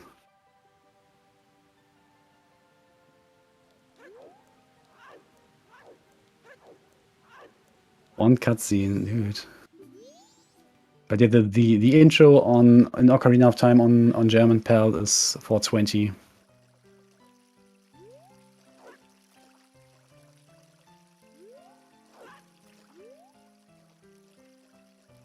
So unfortunate that the light arrow cutscene is not for 840. That would have been really cool. Alrighty, so Majora's Mask for Lulu Core.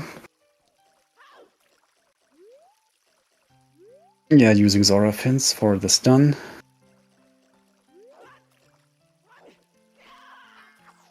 And light arrows. Okay, so also using Zora fins again. We saw earlier Zuna used bombs for the restun, which is a little bit faster.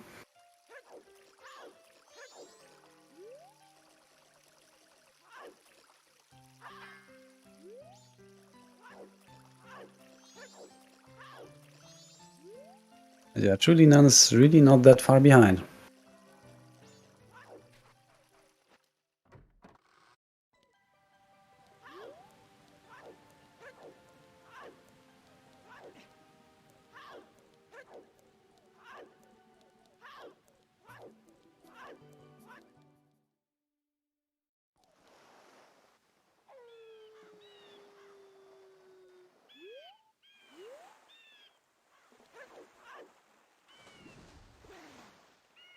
Yamek trying to remember the layout of Great Bay Temple.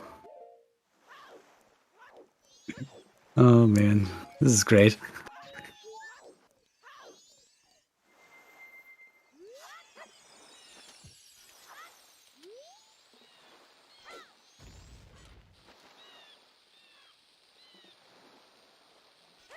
Yeah, getting trolled here by Incarnation a little bit. So Incarnation is, I think, the most RNG of the 3 phases. The strat where you drop the bomb in the middle is allowed in Glitchless, right? So Majora's Incarnation has an extra hitbox, which is in the middle of the arena, and you can actually hit it with a bomb. And yeah, it's even allowed in Glitchless because it's just an extra hitbox that is there. Like it's there at the beginning of the fight and then is not removed somehow.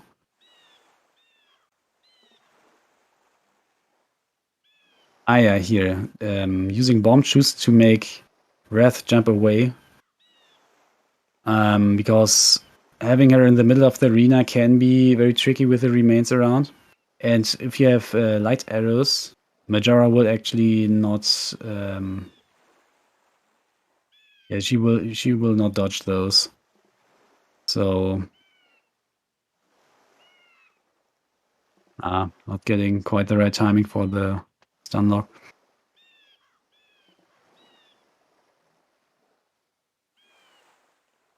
Hopefully now.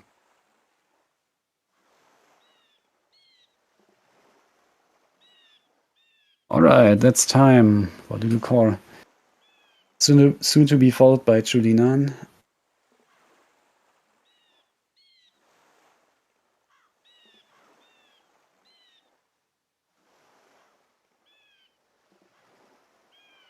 Is Namek actually fighting the gecko?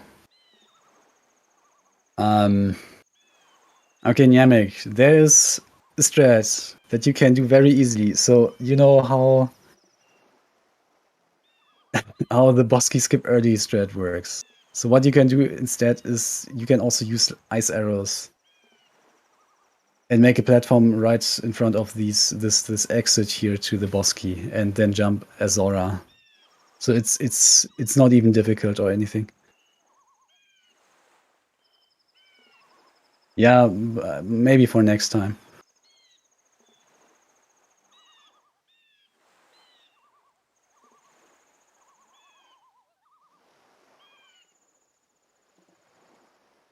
Okay, Truly is using normal arrows here.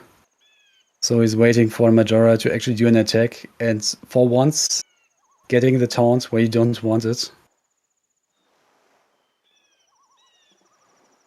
And that's time for Chulinan.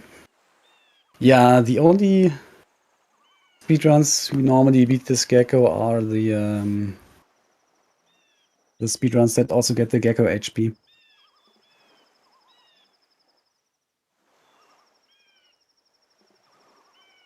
Oh, is it a PB?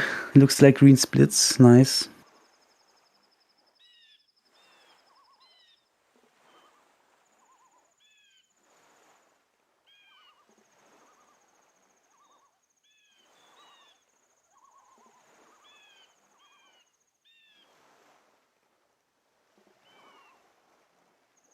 Oh no, comparing against average. Well, then at least it's an improved average.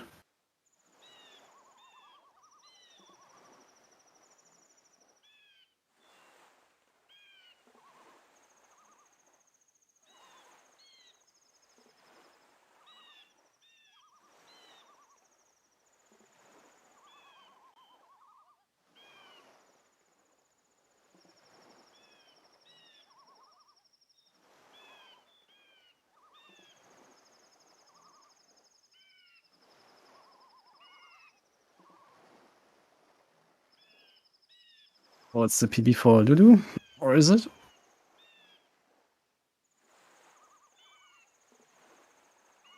Average below PB.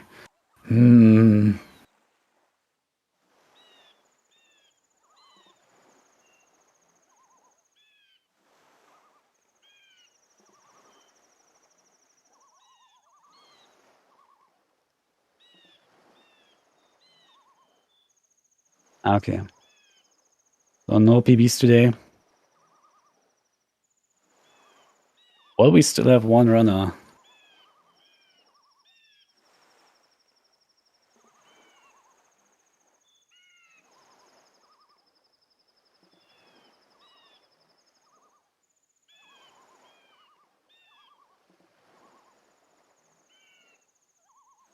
Oh, it was a PB. Ooh.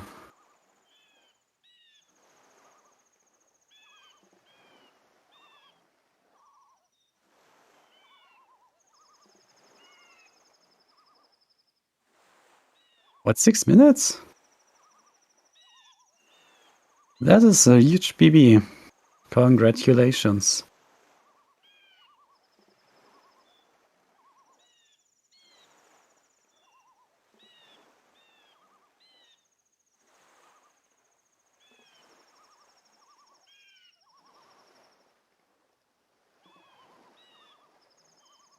Oh yeah, commentary. Yeah, man. When I get asked, hey, can you do commentary? Then I always answer, well, okay, if nobody else is doing it. And then in the end, I'm doing solo commentary. Of course.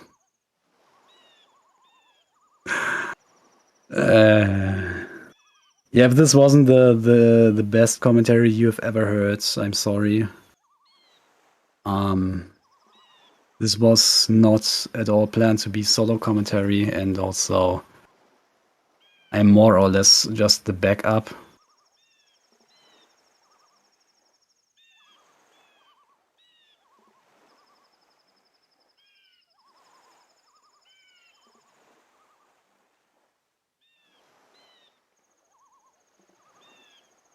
Okay, it was fine, okay.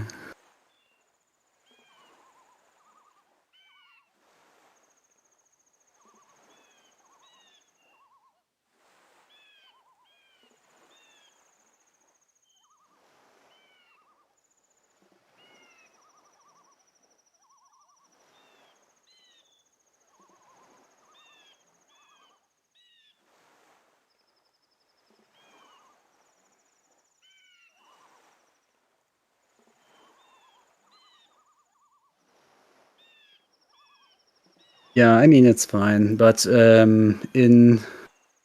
Don't we have yet another race in 2 weeks, or when is the next one? Or maybe I'm misremembering, but I think Anthony said we had yet another race in 1 or 2 weeks. So if there is maybe at least one other person.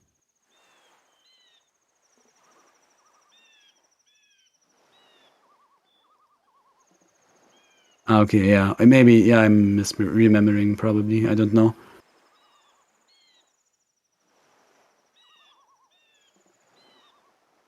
I mean, I'm fine with commentating, but yeah, doing it alone is very exhausting, honestly.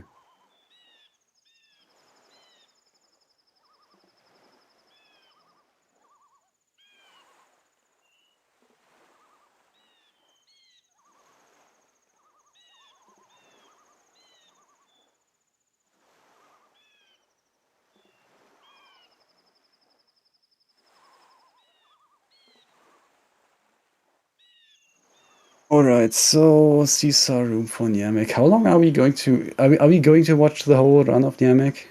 I hope not, honestly. I don't know what the plan is. If maybe we get the runners for an interview, maybe. I don't know. We will see.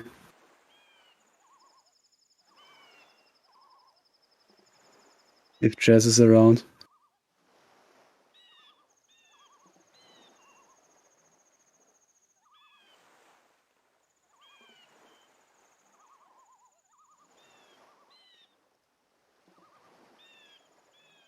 Oh, don't we have time? What is the estimate for this? 3:30 or something?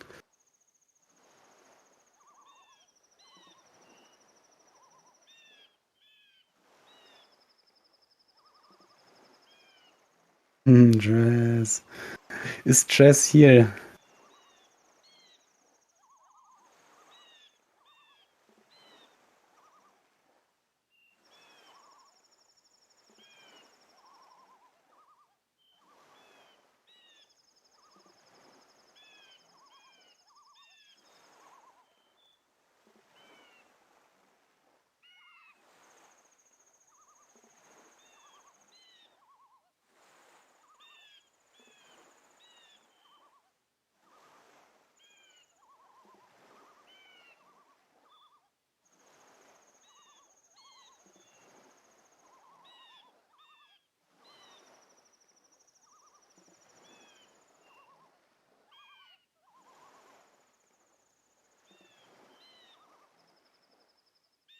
Right, I picked Dress, so maybe we get an interview, or maybe we can enjoy Yamek's run a little bit more.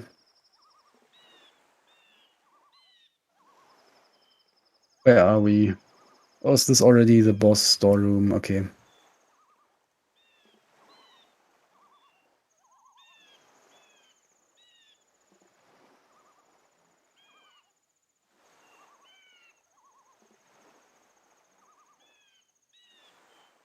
All right, and after this, it's just yet another dungeon.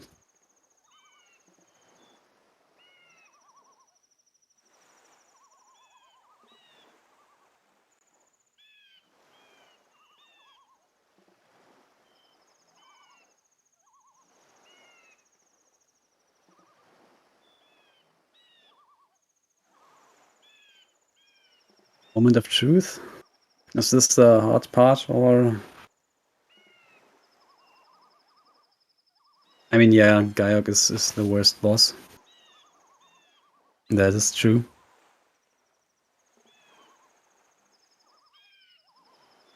Or is anybody disagreeing? Gaiok is the worst boss in this game, right?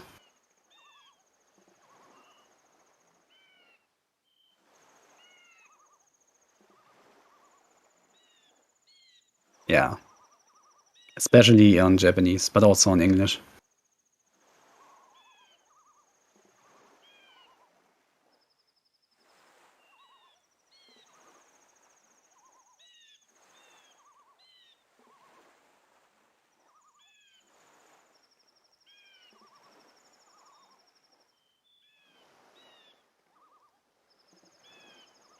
Alright, oh, doing the stun lock? Yeah.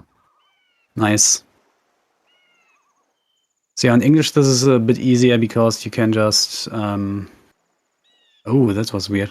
In English you can just float up and down and then use Zora Barrier. On Japanese you would need to keep swimming forward.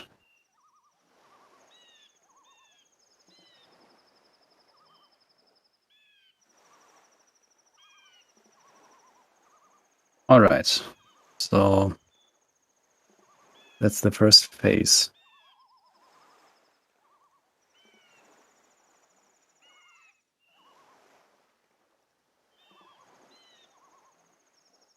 Oh no.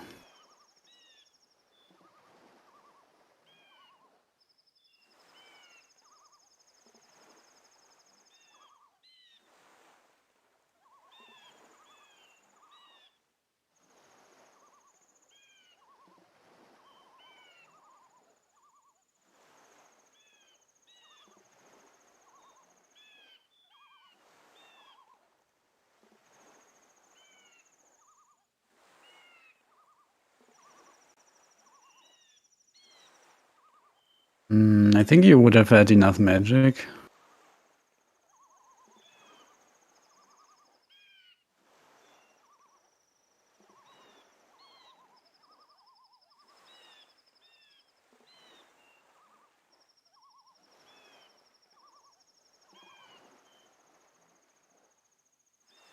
But yeah, this looks good. And alrighty. Not too bad.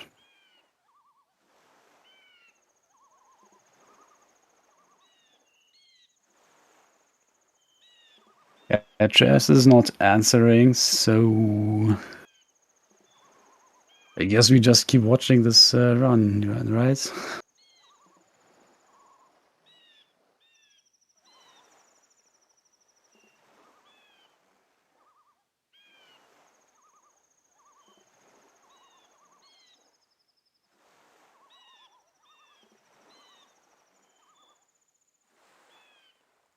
Nice, Judy. Thanks for the raid.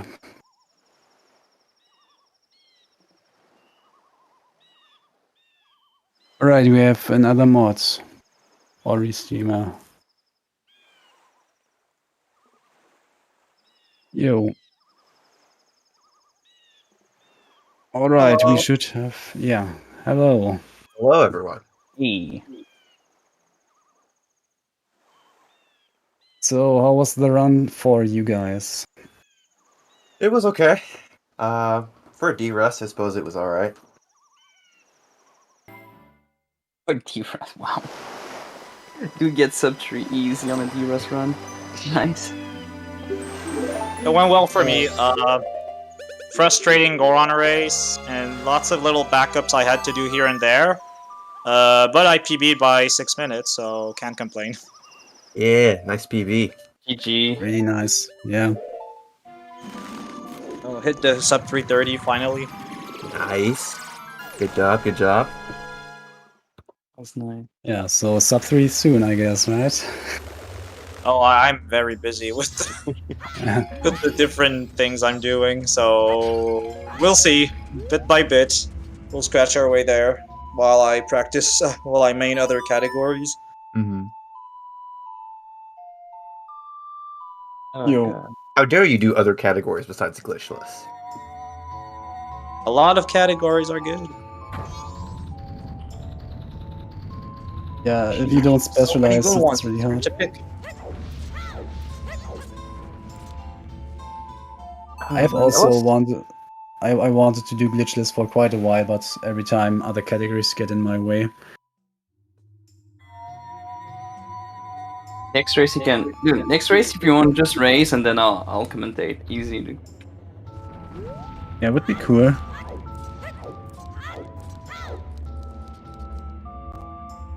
Yeah, like, and I wouldn't mind, to be honest, if you guys struggling with commentators for this game. Like, you can just try to, like, learn up a little bit more about the game and then... I think I would feel pretty comfortable. Yeah, that would be great. That way we don't have to... We have more commentators and we don't have to worry about this. Yeah. 'Cause I know we used to struggle a lot with Breath of the Wild, and I heard like some of the games too struggles with commentary because everyone either want to run or just don't have the time. And it's like, Mhm. okay.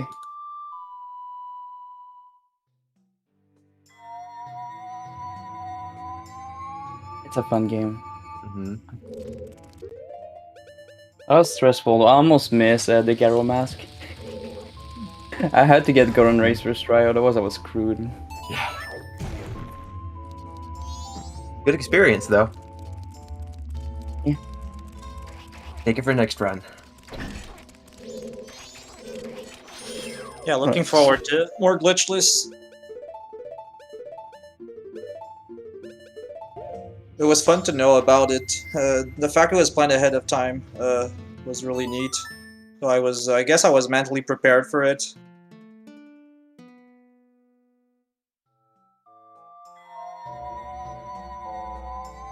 Alright, you were aware? I was told like 30 minutes before the... Okay.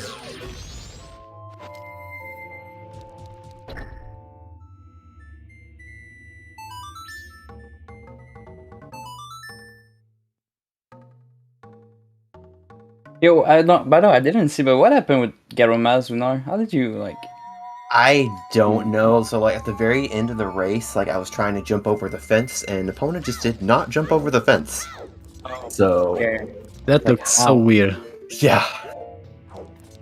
I don't even know what happened there. I guess maybe my speed was just too short or something. Had to, I guess. That's the first time that's ever happened to me.